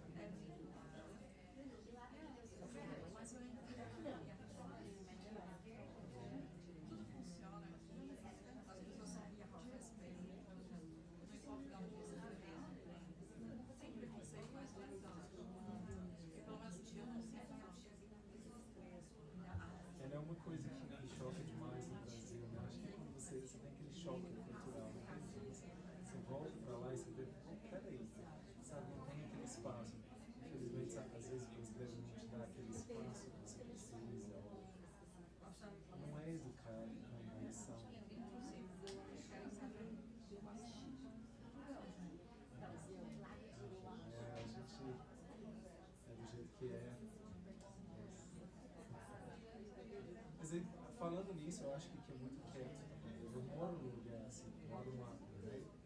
Não é no centro, eu moro no subúrbio, né? Que é mais tranquilo. Mas quieto demais, é só, tipo, não tem, você não escuta nada, não tem uma música, não tem fireworks, não tem nada. Porque da onde vem era uma bagunça. Então, assim, sabe, qualquer jogo de futebol, aquela fogueteada, tem cachorro latindo o tempo todo, tem vizinho gritando, tem uma música de funk, né? Eu odeio funk, não sei sobre você, mas... aí você vem pra cá, é outro extremo, sabe? Eu preciso de uma coisa no meio, sabe? Eu não quero aquela bagunça mais, tá muito quieto. Você acaba acostumando, né? Você acaba acostumando.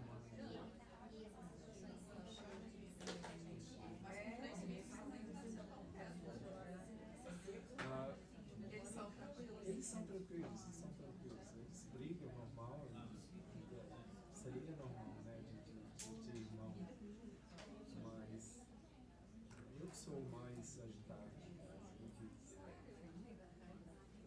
minha esposa eu sempre teve um emprego melhor, então eu sempre fiquei mais em casa com eles, sempre trabalhei de noite, agora que eu estou trabalhando durante o dia, mas quando eles eram bebezinhos, eu trabalhava de noite, a minha esposa trabalhava durante o dia, não madrugada, mas no turno da noite.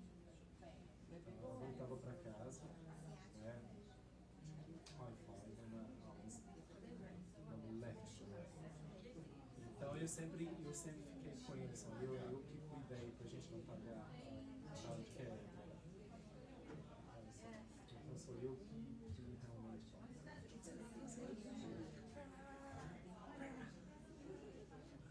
Eu sou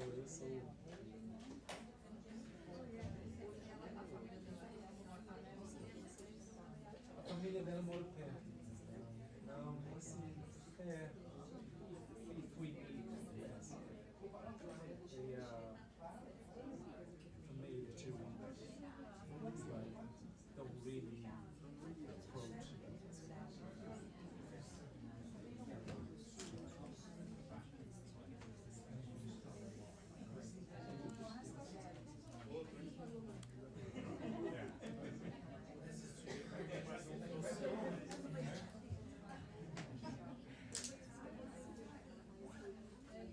Okay, shall we move on to part 2? So we're gonna go to the theme is Spiritism. Bring your own questions. We're gonna start the questions and answers. Can you guys hear me? No? I do speak very softly. Can you hear me? Any better? No? I think Laura's. I think the Microsoft is not. Hello. Yes. Can you hear me now? Yay. Right, so shall we start questions and answers? I have got a set of questions that people sent it to me before, but we can go through those first, and then I hand it over to you guys for more questions. And it's interesting enough, I think the first one to be asked, which is just being written and given to me today, I think it's opened up the session really nicely. Well, let me do a 5-minute introduction. Is that okay before we take questions? Of course. Would that be okay? Before I go to questions. Yeah. Okay, over to Dan. Is that okay, my friend? Yeah, of course. All right. Hello again. Did you have cake? Yes. Okay. Did you have sweets? Yes. Okay. So there's little reason for you to sleep in the second part, because now you have that energy. It's not just the spirit that moves us. Sometimes it's the sugar too. But I want to flip the page here. We're going to do something slightly different this time around. I really appreciate the questions and answers piece, our ability to interact with each other. So I want to do a quick little 5-minute piece on why that is, because I think that even we Spiritists, even though that kind of inquiry is in our DNA, we forget about that sometimes. So if that's okay with you, I'm just going to say that Spiritism really started in 1857 in Paris, and the way it started was because there were interesting phenomena taking place. There were the tipping tables, turning tables happening, and some people decided to investigate that and say, hold on a second, tables cannot move by themselves. Tables cannot provide answers to questions. Therefore, there must be something acting on those tables that is of an intelligent nature. Because if you're asking a table, knock twice for yes, and knock once for no, and then it becomes knock once for A, knock twice for B, knock 3 times for C, right? Takes a while, as you can probably imagine, to get a sentence out. But to those early communications, it was clear that there was something beyond the physical moving those tables and those chairs and those objects. And so Spiritism came about, which really is, at the end of the day, a progressive body of knowledge. Why do I say that? Because it has to grow. Human knowledge has to grow, right? And if Kardec, who was the early organizer of Spiritism, defined Spiritism once as a science which deals with the nature, origin, and destiny of spirits, that is, what spirits are, where do we come from, and what's going to happen to us, and how they relate to the physical world, what's the interaction of the spirit to the physical world, it is only because we had that search process of trying to understand those phenomena and how they were happening. So I say that because it's important to me, at least, to hearken back to the beginnings of Spiritism to understand that Spiritism was born of inquiry. It was about asking questions to the spirits to understand what was going on and what could we learn. And because of that, it continues to grow because Spiritism started with Allan Kardec, but it did not end with Allan Kardec, right? We continue to evolve Spiritism through many different mediums and spirits who give us great books. You have some of them that you can find here, wonderful stories. I believe that they were making available the André Lewis collection, which is the tale of a man who discarnated in Brazil in the 1920s and then narrates over many different books how he acquainted himself with the spiritual world from the other side. It's a fascinating work. I love that. I am rereading that with my mediumistic team again. So the point is, we continue to learn and grow. And that's the whole perspective, right? And by collaborating with each other, by understanding what you think, and making sense of it, that we arrive at a sturdier foundation of what we believe. Because if we have a chance to verify that one thing is true here, and it also happens there, and there, that thing is more likely to be reliable. Because if God has given us some kind of revelation, surely he must give it to all of us because there are no favorites. So truth will be reflected in different parts, in different places, in different times, right? So that collaboration piece is wonderful, and I always think it has to be open to all. It's not about creating an institution. It's not about creating a hierarchy that happens with time, right? And sometimes in Spiritism ourselves, we're beginning to do that a little bit. We're creating these organizations and things and so forth, and we gotta not lose sight that this is an individual sport that sometimes have team components. But at the end of the day, it's about each one of us and our own journey to awareness and enlightenment. So in many different ways, the transformative piece of spirituality and Spiritism is this search of self, our role in this country, this planet, this life, this moment, and how does that relate to everything else? How we as spirits make our way through everything. And that's what transforms us when we embrace that in our lives. And all of that comes through questions. So I really want us to try to push ourselves, if we can, to follow those precepts, that idea that were the core of Spiritism, and that sometimes we Spiritists forget a little bit too, which is, let's try to take as much as a fact-based approach as we can. Let's be progressive in the sense of, let's not rest on our laurels, but continue to try to study and learn more. Let's collaborate, let's listen to each other and see if we find our beliefs and our things reflected elsewhere, because that is a nice validation that maybe we're onto something special. And that is a beautiful moment as well. And to use a new term, I want to invite everybody to think that spirituality and Spiritism in particular is open source. That is to say, everybody can contribute their morsel of knowledge and experience. And with time, they might add to the whole. Nobody owns Spiritism. There's no boss, no central organization that owns any of that. So it's up to us to make it grow with our own contribution to different things. And of course, right, it has to be practical. So look for solutions to your daily life. And that's what I mean. Like, Spiritism is a lens, it's not a thing. It's not a body of knowledge that you learn and it's done. It's something that a method, a process that you incorporate that helps you see life differently and grow. And for that purpose, that's why I like these questions and moments so much, because we got a chance to interact with each other, not just listen to a bald guy tell you his perspective, right? So I really do invite you to lean into your own questions, because it could be that your questions may resonate with other people. Maybe they want to know the same thing. Maybe they know a little bit more, right?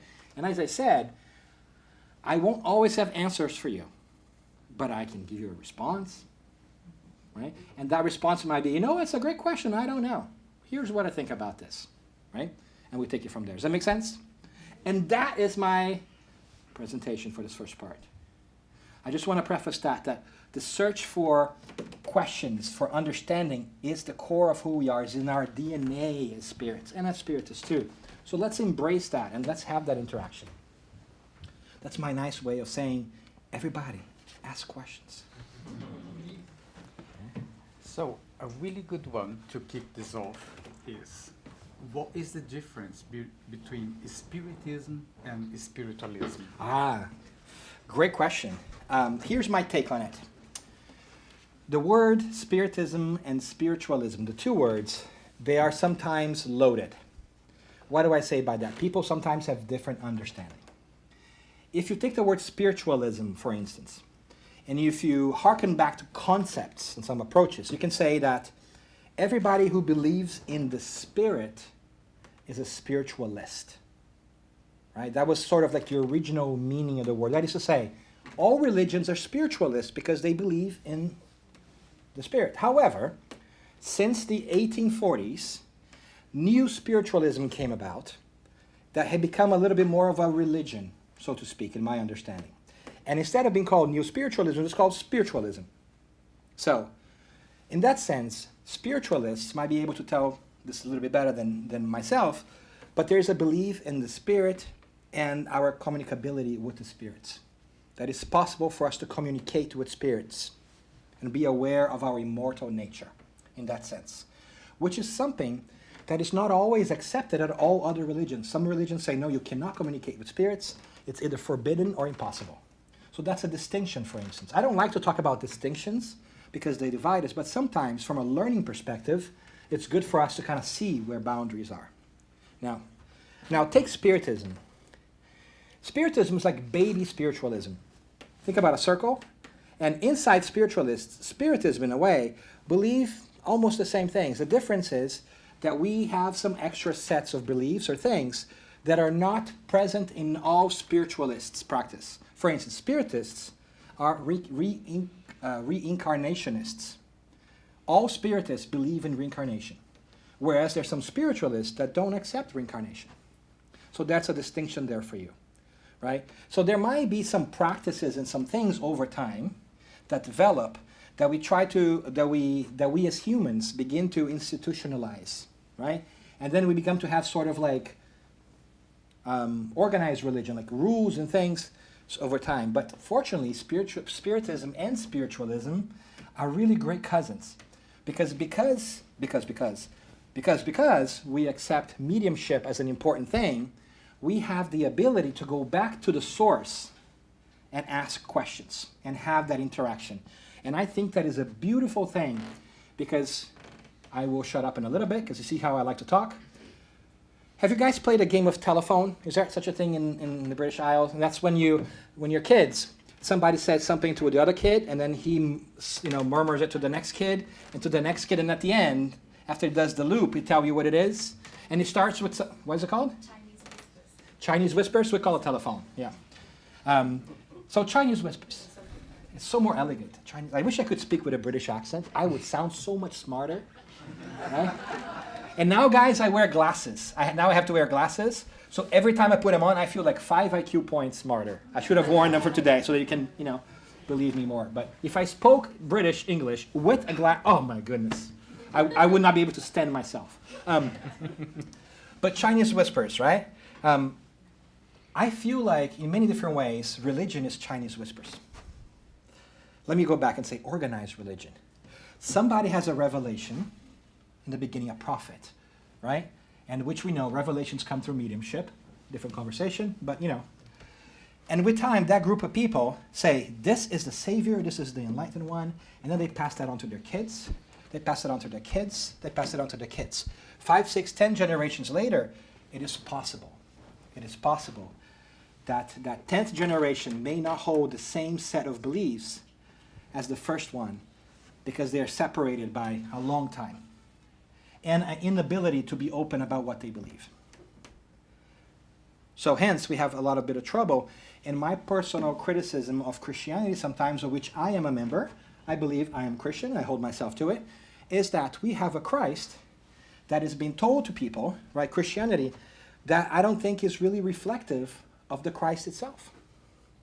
We're not always very accepting, very including, very well-meaning, so forth, right? I'm not criticizing to kind of bring it down. I'm a Christian myself. I'm just putting it out there. Mediumship, it's a beautiful thing because it can break the Chinese whispers game. When you get halfway through it and you think, hold on a second, this message that I got doesn't make sense. Eat pineapples with mustard, right? Like, you know how the message changes? Hold on a second. What if you can go back and ask the first kid, what did you say again? Right? Mediumship lets us do that.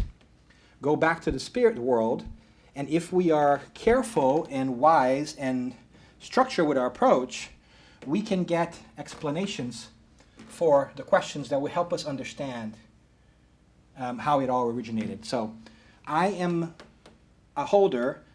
My view of Christianity today is very much different than it was when I was 10 years old, because I have been able to interact with content and knowledge that came through mediumship that has me better understanding or seeing a different Christ, so to speak, right? So that's the beauty of Spiritism and spiritualism. To make a long story short, I totally went on a tangent, but the thing is, we're very close. There are very few things that separate us in concept and very few things that separate us in practice, right? And that's why it's so beautiful to be here today doing this crossover, because we're like brothers from different mothers, right? So to speak. We're very well connected. And what a beautiful thing that if everybody could have this connection with every other kind of organized religion out there. I don't know if that was helpful, but that was my response. Okay, so next question is about mediumship. What safeguards should we have for ourselves and others when we exercise the powerful gift of mediumship? That's a great, complex question. Mediumship is truly a gift, it's a blessing, it's a beautiful thing. But the practice of mediumship also requires tender care. Because as you develop into a medium, sometimes you're not fully aware how it works or how it works for you. And so you might want to try to use it every time, everywhere, and expose yourself a little bit, right? So it's nice for you to develop that if you want to. You don't have to. But that means, like any other talent and ability out there, are you learning about it? Are you trying to be a better practitioner about it so that you can use it well? Because the tricky thing about mediumship, and we see some cases of that every once in a while, is it's a tool to connect with the spirits. But now that we know there's also a wide range of spirits, because we don't become enlightened just because we die. It's also about choosing which spirits do you want to communicate with or listen to. Which is actually a challenge that all of us also have here in this side of life. We also should be careful about who are we listening to, right? Whether we are incarnate or discarnate. Because it might be that there are people that maybe we shouldn't really focus on or listen to their advice. I say that to people. Don't go looking for medical advice from your mechanic. And don't have your doctor give you tax tips, right? That's not in their wheelhouse. So when we begin mediumship, practicing mediumship, sometimes, not all cases, we're so eager to practice mediumship that we not always are paying attention to what kind of message is coming through or who is it coming through. And in some instances, we could be misled a little bit. And when that happens, there are generally a couple of signs that we can tell. We refuse to believe the possibility that we are wrong or the message was not valid, right? And the topic of our messages is not always enlightening, which means that it's not coming from an enlightened source. And, sometimes we also, like the wording and so forth, but I mean, there's many different ways that we can analyze the content of our messages. Kardec has expounded on that in a wonderful book called The Medium's Book, which I think is the first great public treatise on mediumship ever published, which I think is amazing. It's not the most exciting book to be read, it's like this thick, but really great. I think chapter 27 talks about how do you check on the characteristics of a message to see, right? Because some spirits will sometimes, to garnish attention with young mediums, they will portray themselves as very grandiose spirits. And then the mediums will be, oh my God, I just got a message from Jesus. Or I just got a message from so-and-so. And you read the message, you're like, nah, I'm not quite sure that Jesus would have said this, right? But so the care and in our practice is about developing ourselves as human beings, so we become ethical.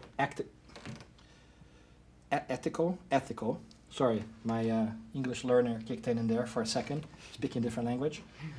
Developing our ethical part so that we have a good behavior to assist, to help us make sure that we're centered and to continue to study. And in that sense, that's one of the reasons why in Spiritism we like the team approach.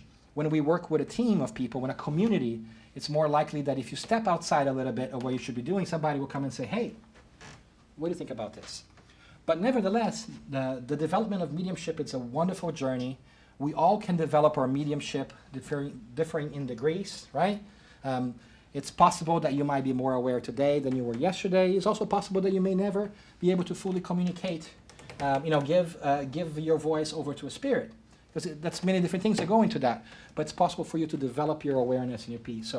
So study, practice, be thoughtful, be self-reflective, be self-aware and critical of what messages are coming with you and if you're adding to the world. If you do that, I think you're in a really good shape. Thank you. So the next one is about self-improvement.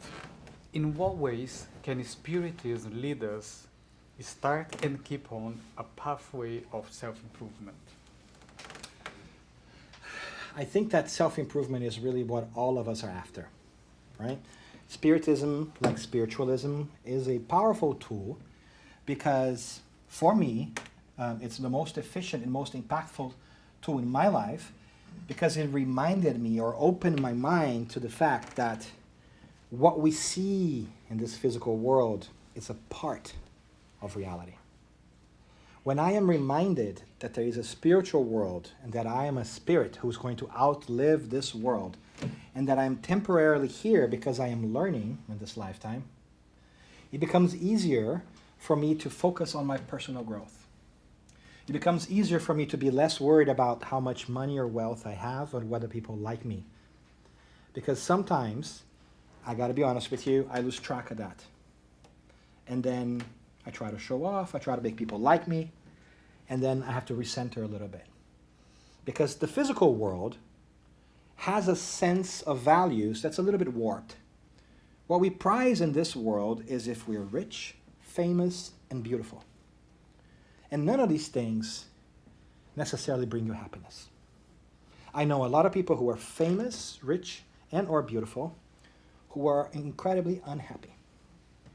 So clearly, these are not the requirements to happiness. So when I remind myself that I'm an immortal spirit who is here learning, it becomes easier for me to focus on the right things and recenter. It's like my GPS kicks in, right? And redirects me a little bit, right? Recalculating. Then you need not worry so much about how much money you have or whether your house is big enough or if you have the car of the year, whatever it is. You just have to improve yourself as a person and be helpful along the way. So I think spiritualism and spiritism are really well positioned, at least for my kind of personality, because they are a constant reminder of the spirit through mediumship. And with that constant reminder, it's hard for us to deny that there's more than meets the eyes, right?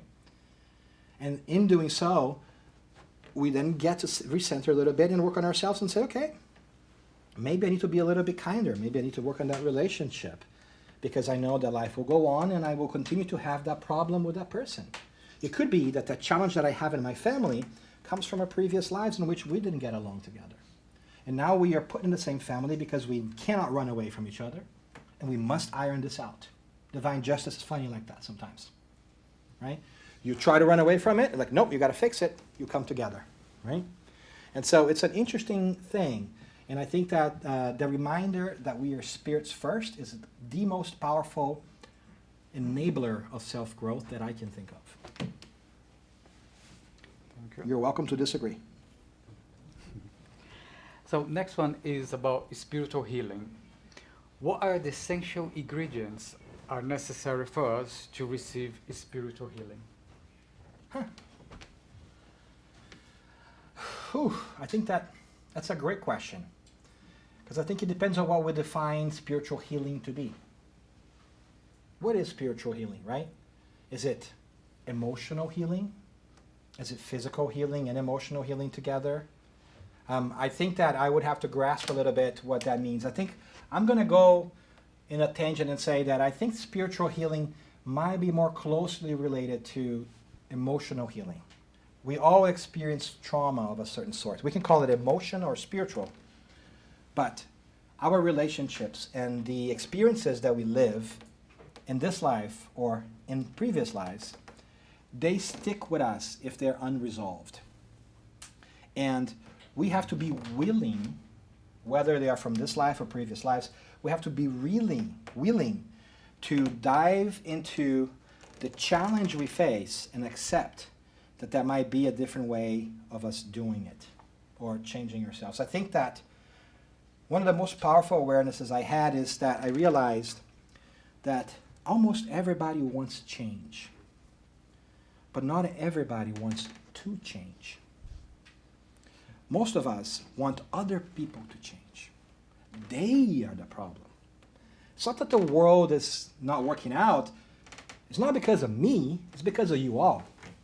If you were a little bit nicer, if you over there were a little bit kinder, my life would be better, right?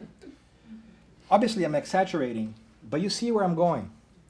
I think that sometimes we want external solutions for internal challenges, and that's not always the case.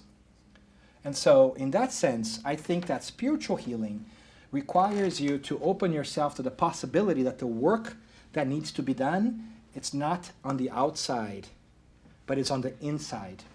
So if I want to be helped and healed from trauma, whatever it is, I need to be first willing, and then I need to put myself in motion. Think about it this way. If you were a spirit on the other side, wishing to help somebody who did not open themselves to it or made no effort to get better, would you spend your time healing, helping that person heal, or would you seek somebody who is willing and working towards it? I think that's sort of like the perspective I take. If the roles were reversed, well, how would I think about this? So I think that the willingness to be open and do some movement towards it are the key determinant factors of whether you are going to be able to get some degree of spiritual healing in your life. Thank you. Fancy computer there. When I grow up, I want to have one of those. Right, so next one is about Jesus, our Savior. Mm-hmm. For Spiritism, what is the importance of the crucifixion and resurrection of Jesus Christ? Is Jesus my Savior, or am I the one responsible for my eternal salvation through successive reincarnations? I see that sometimes. In one camp of Christianity, there's this idea that once you accept Jesus Christ, you're saved. And in this other camp of life, people are like, how can that possibly be, right? What if it's both? What if Jesus is your Savior, but you got to do your own work? What if Jesus is a model of how to live and how to focus that we need to follow? I find it hard to believe, at least my rational mind, that just by accepting Jesus, that is saying, Jesus is incredible, I will now be enlightened. I call that the milkshake experiment. Why do I do that? Because I remember when I was about 16 years of age. My brain works in a weird way, so hold on. I hope it will come back. Hold on, Jesus milkshake, I get it. But it will come back, I hope. I was drinking a milk, I was in a friend of mine's house. Very nice, beautiful house. And we were having fun. I was 16, I was in high school. We were drinking milkshakes, chocolate milkshakes. His mom had impeccable taste. The furniture was beautiful, beautiful fuzzy white carpet. I think you know where I'm going. I tripped, 16-year-old, I didn't pay attention. I dumped my chocolate milkshake in that beautiful fluffy white carpet. You know those like fuzzy, right? Animal furish like thing. Don't worry about it, not my cat. It's not a relative of yours. But all of a sudden, the white thing was marred with milkshake. And I knew in that moment that you could try to wash that, but it's not coming out. There goes the fancy thing, right? And then I'm like, I'm so sorry. I'm so sorry. Great, right? But is that enough? Just to say, I'm so sorry that I spilled milkshake on the carpet. Is that enough? Should I try to clean the carpet instead, or offer to pay for a new carpet, rug, whatever it is, right? I think that just saying sorry is wonderful, but I think that redemption requires action.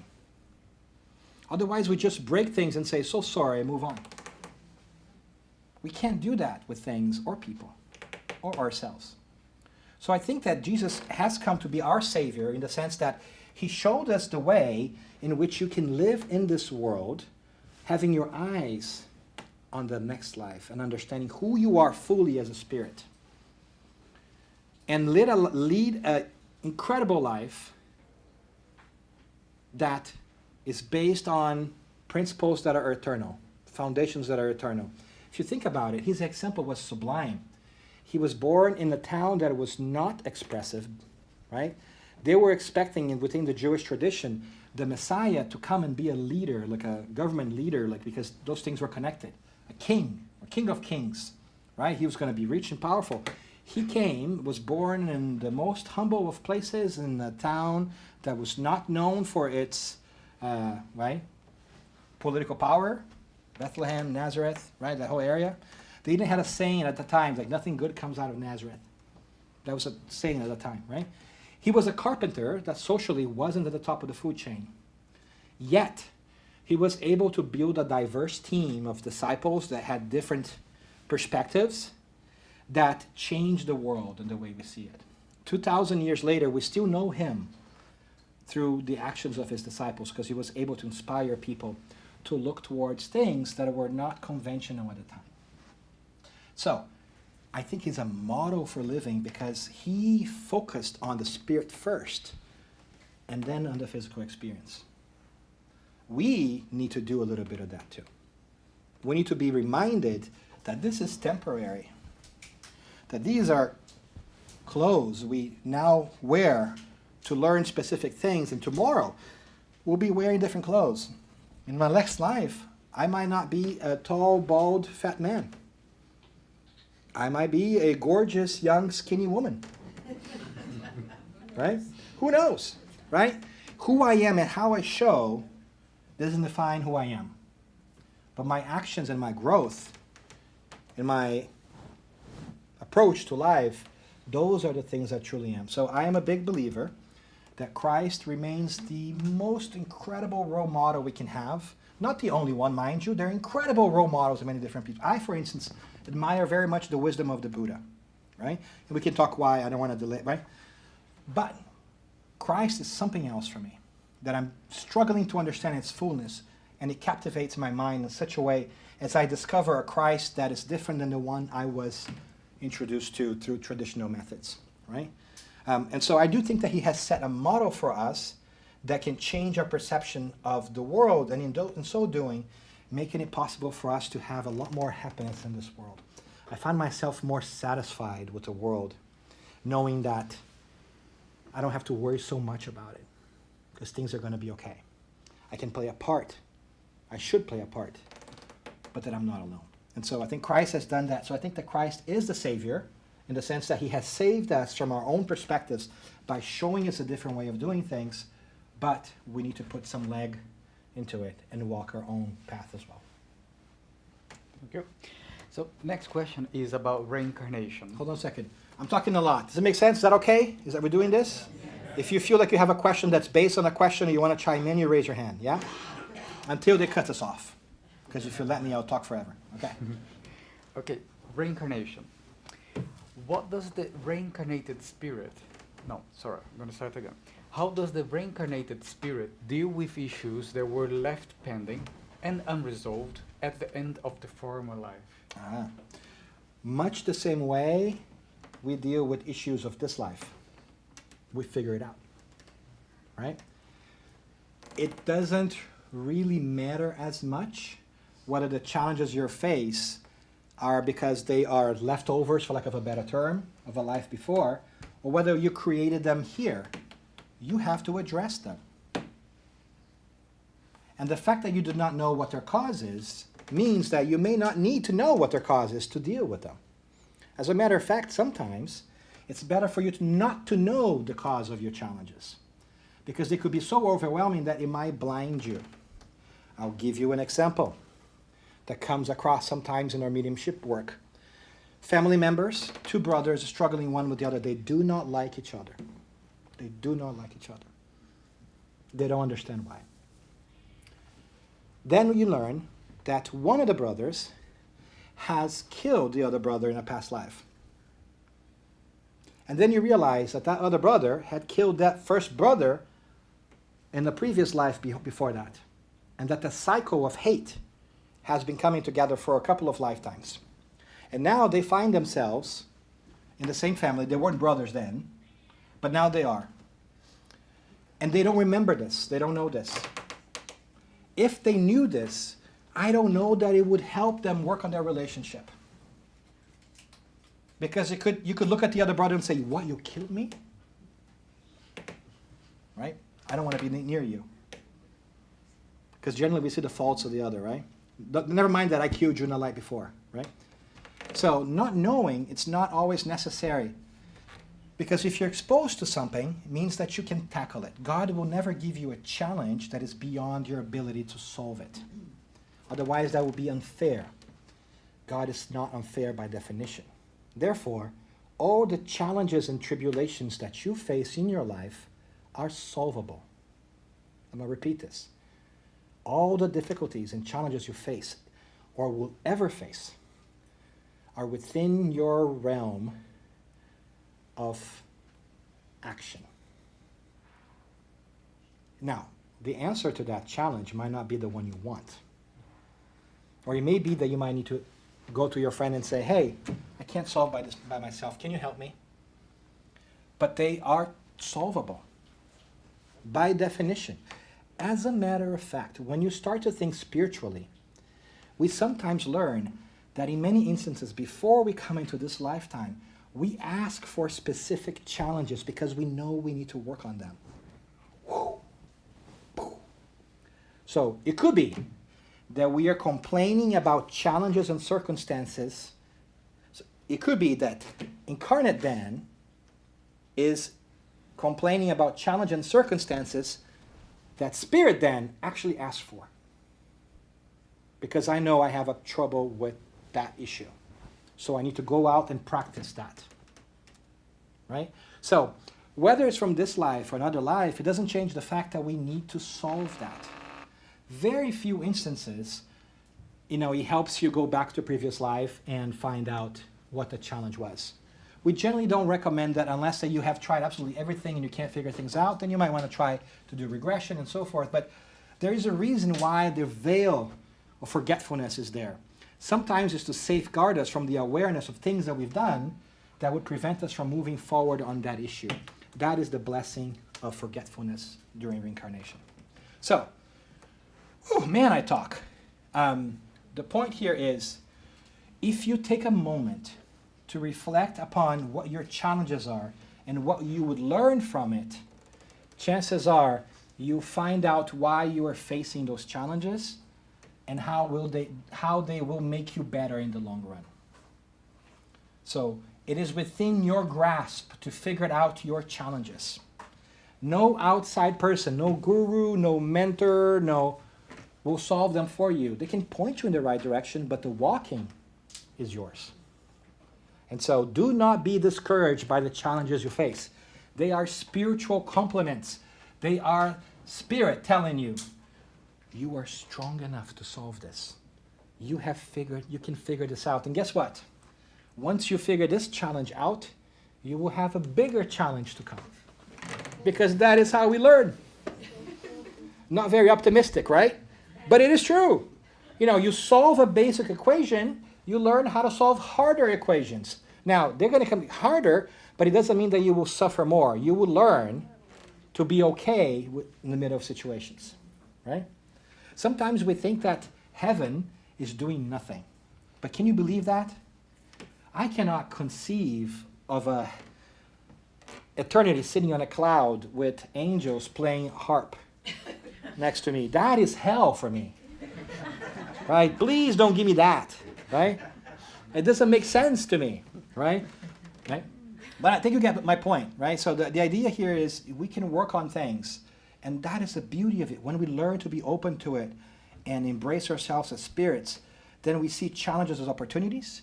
We develop a new understanding, and we know that we have to do our own walking.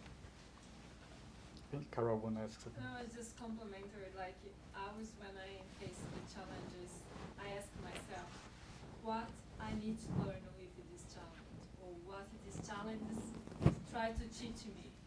I love that because I do that sometimes when I'm aware. Sometimes I'm like, I just complain. Let's be honest. I just complain. That's okay. That's where I am. Tomorrow I'll do better. But that recenters us, right? Yeah. Because it then gives me perspective for the long run and say, okay, I'm going to learn this. Then it makes it easier for me to go through it. I think it's a beautiful technique.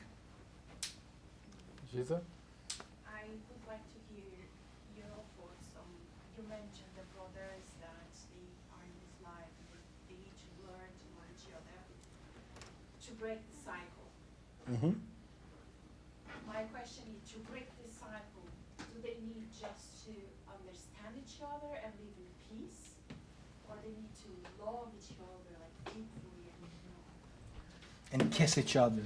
yeah, like, oh, I love you, and be happy together No. all the time? No. When Jesus says, love your enemies, I think that we can understand that he knew from the beginning, right? I'm going biblical here, just in case you're wondering, right? I think he understood from the beginning that you can't just turn hate into love in 10 seconds. It just doesn't work. But I think that there is sometimes a misunderstanding of what love is too. Because we think of love as a romantic love, like attraction, sexual desire, and so forth. But love is about accepting the other and wishing the best for who they are. That does not mean I have to hug you and kiss you and all the time and hold hands. As a matter of fact, sometimes we know that relationships change over time and that passionate love that we feel when we're young becomes companionship when we're older, right? But it's still love. So they don't need to be best buddies ever, but just respecting and accepting each other is already a love piece. With time, I am of the opinion that those brothers are going to be really great friends because in my experience, every great adversity with time, if that is solved between people, becomes a great bond. People you fight with or you have trouble with, when you figure that out, you become really good friends. And if you think about it, I think that's the future of all of us. The more we interact with each other, the more the relationship grows. In this life and in many lifetimes, with time, we are really going to have a wide number of friends in which we will have great relationships. And I think Not My Cat agrees with me because I see Not My Cat chiming in every once in a while. And by the way, for the record, I think it's a genius name that the cat is named Not My Cat. At least that's what I was told. It is true. Lawrence is giving me the heads up, right? Which is great. Oh, what cat is that? Not my cat. Oh, whose cat is this? No, it's my cat. No, it's not my cat. It's a brilliant. Yeah. Anyways. Okay. Two more? If we have time until they cut us off. the next question, sexual desire and spiritual evolution. This is a question about sexual desire that one of our supporters says they are curious about, but never have the courage to ask about. Ooh, taboo questions. So, is it true that the more spiritually involved the person is, the less sexual desire they have? That is a nice thought. I might not have an answer for that, but I do have some building blocks that maybe you want to consider when answering that question. One of them is, we know that sexual desire drive is dictated by hormones, right, and physical body. So if there is a hormonal imbalance in your body, it's likely that you experience less of a sexual drive. For instance, when people are going through a difficult time and they are in depression, they generally don't have high sexual drive. That's a temporary thing, because the chemical makeup of your body has changed in such a way that that's not a priority, right? Or that's not happening, or whatever it is. I am not a doctor, at least I'm not that kind of doctor, right? I'm an education doctor, so I'm not a medical doctor. But that's my understanding how the hormones work. Now, so in that case, you could be going through a difficult moment in your life in which you're not experiencing the sexual drive. It doesn't mean that you are an elevated spirit, right? Now, there's another side to this, which is, it could be that you're not going through depression and you have a reduced sense of libido, right? Sexual drive. And that could be for different reasons. But for instance, we know that the spirit drives the body. And in Spiritism, our studies show that the astral body, which we call perispirit, it is kind of like there's a spirit, there's the outer shell of the perispirit, and that helps us connect with the physical body, right? Because the physical body is so dense, the spirit is so light, so part of our spirit becomes the intermediary, we call it perispirit. And that is that perispirit that molds our body after we are born. We have a model of what our body is going to look like before we are born for various reasons. And that's why sometimes, let me know if I'm diverging too much here. That's why sometimes we're born in specific families, because we need a specific kind of body to go through challenges that we need to grow from morally and emotionally and spiritually. So, it could be that spiritually, if we are elevated, it could be that sexual drive is not a priority for us in this life. So we could have that turned down. That could happen because we are in an edifying and beautiful mission to help the world and we don't have time for relationships and so forth. Or it could also be that in this lifetime, you have a reduced sexual desire because you asked for that to happen, because in previous lifetimes, you have abused your libido. And so you say, hey, coach, put me in. Like, incarnate me, right? Let me go back to the physical world to try this again. But can you help me out and turn this down a little bit so that I don't fall to the challenges that I might have gone through in the past life where I didn't really do what I wanted to, because sexual energy is so powerful, this creative energy, that it really gets to us, right? It has the power to really kind of drives us a little bit nuts, right? Relationships and so forth. So all that to say that there are different ways in which we can explain reduced libido. And it will be up to the person to do a deep dive and consider which option there is. But regardless, you shouldn't really be excited about it. Not sure you'll be not excited about it, be clear. Like, you shouldn't try to recognize who is elevated by their sex drive. That's not a good indicator. But maybe how they behave themselves and carry themselves out in the world might be a best way for you to try to see how elevated, so to speak, or developed that person is. Does that make sense? Okay. So this is one of the cases I don't have an answer for you. I only have building blocks for you to consider and to see how that could be. Let's also agree, really quickly, that the world is skewed a little bit to like overemphasizing libido, right? That we all benefit from true relationships that are not based on physical contact. I'm not saying don't do it. It's good, feels good. There's a reason for it, right? It's all great. But maybe what we need to focus on is sincere connection, emotional, spiritual connection, and not just physical connection. Next question. Do our physical appetite and what we eat and drink, for example, have an impact on our future spiritual journey? Yes. But we also need to manage our expectations. For instance, I've heard people say, oh, vegetarians are more enlightened than meat eaters because they no longer eat meat from animals. That is so crude, right?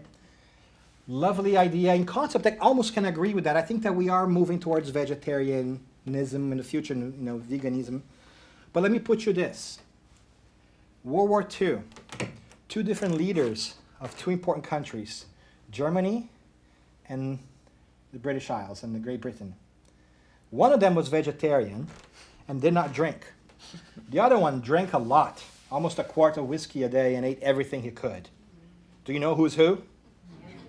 All right. Hitler was vegetarian, did not drink. Churchill was far from it. Right? To the point he's got a brilliant quote. I love Churchill.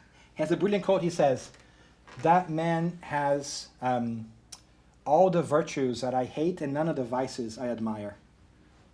It's a brilliant quote. He's brilliant, right?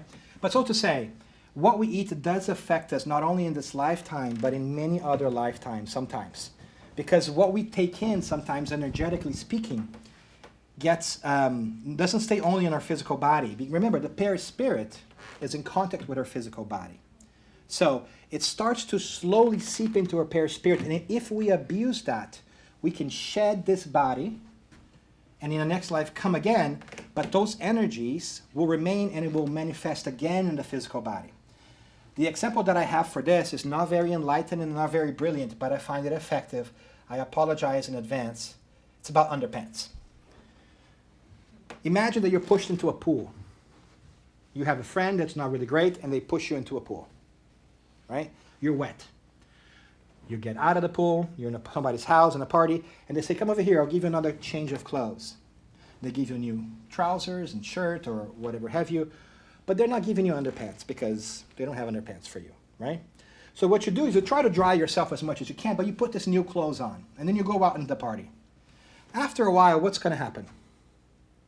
Your pants, your trousers, are going to get a little bit wet from the underpants that never dried out completely, right?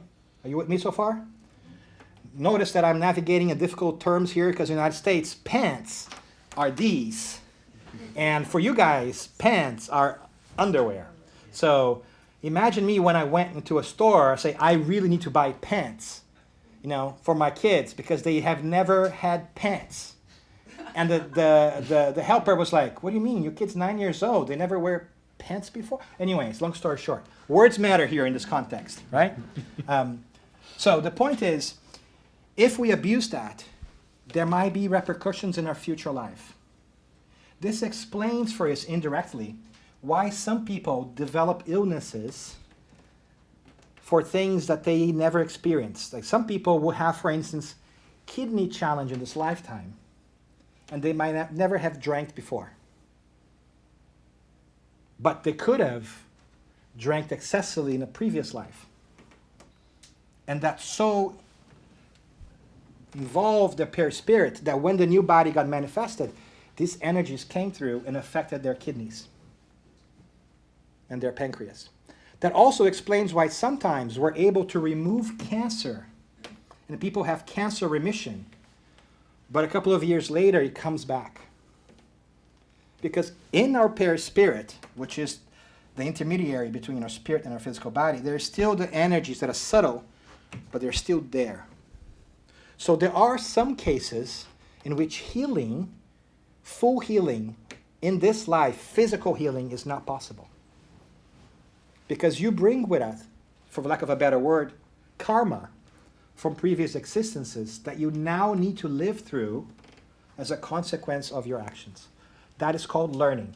It doesn't feel that way when we only see one lifetime. It's like walking into a movie theater and seeing somebody chasing somebody else with a gun. And you think, oh, that guy chasing the other guy with a gun, that's a bad guy. But you didn't watch the whole movie to know that actually that was a police officer chasing the bad guy, right? You didn't have that perspective. Sometimes one lifetime is not enough for us to really understand the whole situation, whether it's family, whether it's illnesses, whatever it is. But whatever it is, we have the power to change that through our habits, inclinations, and self-work. And it's within our power to be kind and helpful to those who are struggling with whatever it is. So yes, what we eat and what we drink affects our body, and in turn, with time, it might affect our perispirit, which would then carry that on to potential lives. But the good news is the opposite is also true. If we are living a great mental life and we are behaving well, chances are we will be less likely to fall ill in the future. And I think the future of humanity means we are going to have less illnesses as we evolve spiritually as a whole. Because there won't be the need for that. We will be in a much better place. What beautiful moment it will be when the entire globe is no longer ill, physically speaking. Isn't it? Okay, so I'm run out of questions, so now I hand it over to you. Or you just call it quits and say, all right, Dan, I was embarrassed to leave. Now I can. Done my job. Yeah. Off I go. No. Any more questions? Anyone? I have one. We were discussing one of those weeks about a guardian angel, Mm-hmm. that everyone has one. Do we also have a soulmate? Ah, great question. We got asked that very often. So I love that question about guardian angels and soulmates. So we use the term guardian angel in different ways sometimes, right? Within history, mythology, Christian tradition, we imagine these beings with wings. And sometimes we think that they are beings that are aside from a creation. They were created differently, right? In our Spiritist perspective, we know that all of everybody is created simple and ignorant, and we evolve with time. So we do have guardian angels, which sometimes we call mentors or spiritual guardians. And those are people who are further along in their spiritual journey, and who have taken an interest in guiding us and coaching us through life. So all of us have that. Now, having said that, I also think that our job is to need guardian angels or mentors less and less. Our natural tendency sometimes is, ooh, what does my mentor think I should do? Or, ooh, can I call him on demand or her on demand, right, on the phone? Where is that speed dial, right? Because we are trying to defer responsibility instead of taking responsibility for actions. But we all have them. And it makes sense because we all need mentorship. We all need guidance. And sometimes we can get here in this life and we can learn from each other. We can ask people who are more experienced than us. And that is great. So our job is to rely less and less on our mentors and the guardian angels, but they are there. But they also have a limit. They are not going to save us from our own actions. Because part of learning is dealing with cause and consequence. I do something unwise, I should now deal with the consequences. Right? So there's that. So that's our perspective on it. And it's also really nice to see that as you evolve, you might have need for different help. So you might have different guardian angels. Or you might have some mentors that are for parts of your life. Because you're now trying to become, I don't know, I'm going to make stuff up, a musician. And then there's this guardian angel who is more aware of this specific subject area. And he might push in along with your guardian angel and provide you help. Just like your family members might because they care about you. We can still be each other's buddies and friends, right? Now, soulmate is a different question. And I love the soulmate question because I think it's so poetic and so beautiful, right? Sometimes we also call it like twin souls or twin flames, right?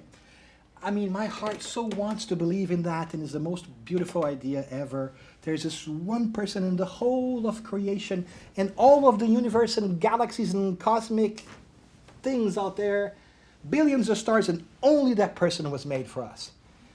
I have trouble with that rationally, though. Right? I do, because if we were dependent on somebody else, that we'd sort of lose our identity, right? I do think that there are people that we get close through affinity and we might reincarnate with or even partners for many lifetimes. And maybe that can be a very long-term proposition. But in a world with 7 billion people that are incarnate and potentially 35 billion on the other side, because it's about 5, 6, 7 to 1 sometimes the ratio on the other sides we're told, right? It's hard to believe there's only one person that would help us grow and makes us feel secure, loved, and so forth. So I think it's a beautiful piece, and I get that for poetically, and I'm a big fan of poetry. But I think that it's within us to choose who we want to live with. And it's perfectly possible to have wonderful relationships with people that are not that one person that you had relationships with before, right? So all that to say that we shouldn't feel like we've lost our chance, right? And that was the only person that would ever work out for me. Go out there, go meet some people. There's somebody out there for you. And there's more than one, right? There's at least 3.5 billion in this planet, right? Half of them male, female, take your pick, right?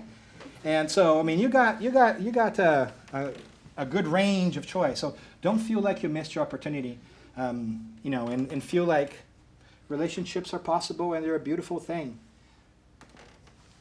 That's just what my intuition, my rational approach to it would tell me, right? Okay.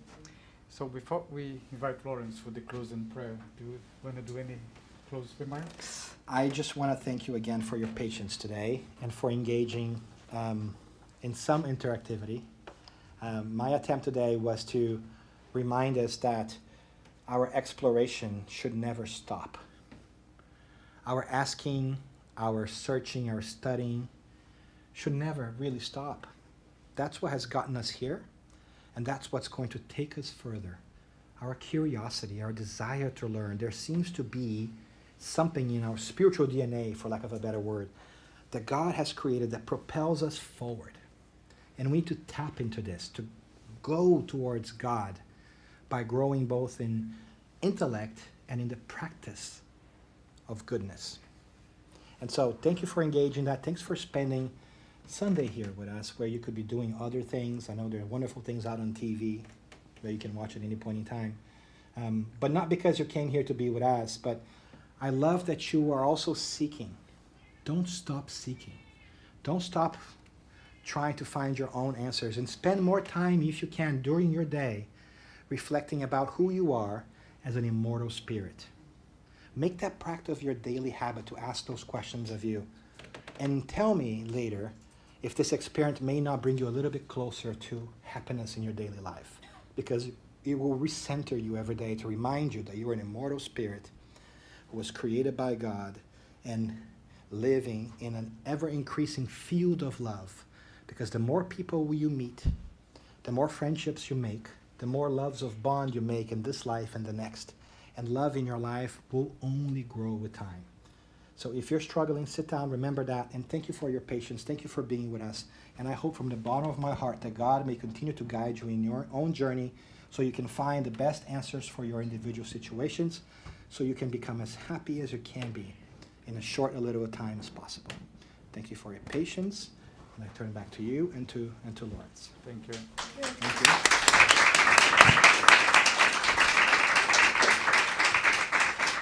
Just would like to invite Lawrence to close the event with the closing prayer. Thank you. So again, if we just bring our minds together in gratitude. Gratitude for the words shared, for the thoughts that have been provoked, for the understanding and the closeness and the oneness with the God of our own understanding. And as we celebrate this day of fraternity and brotherhood, we give thanks too to all those dear ones that have guided us to be here this day, to have piqued our curiosity, to step forward and to listen, to learn, to debate, and to grow from this experience. Amen. Thank you, everybody. Lovely there. Thank you, Dan. Wonderful. Thank you, friend.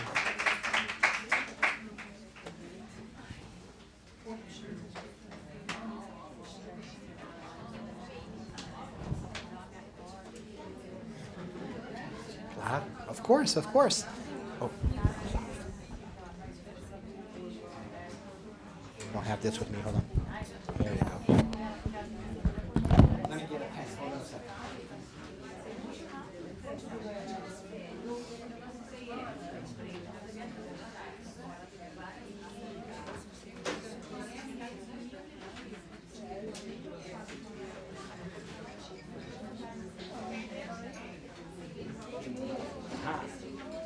Who do you want to make it out to?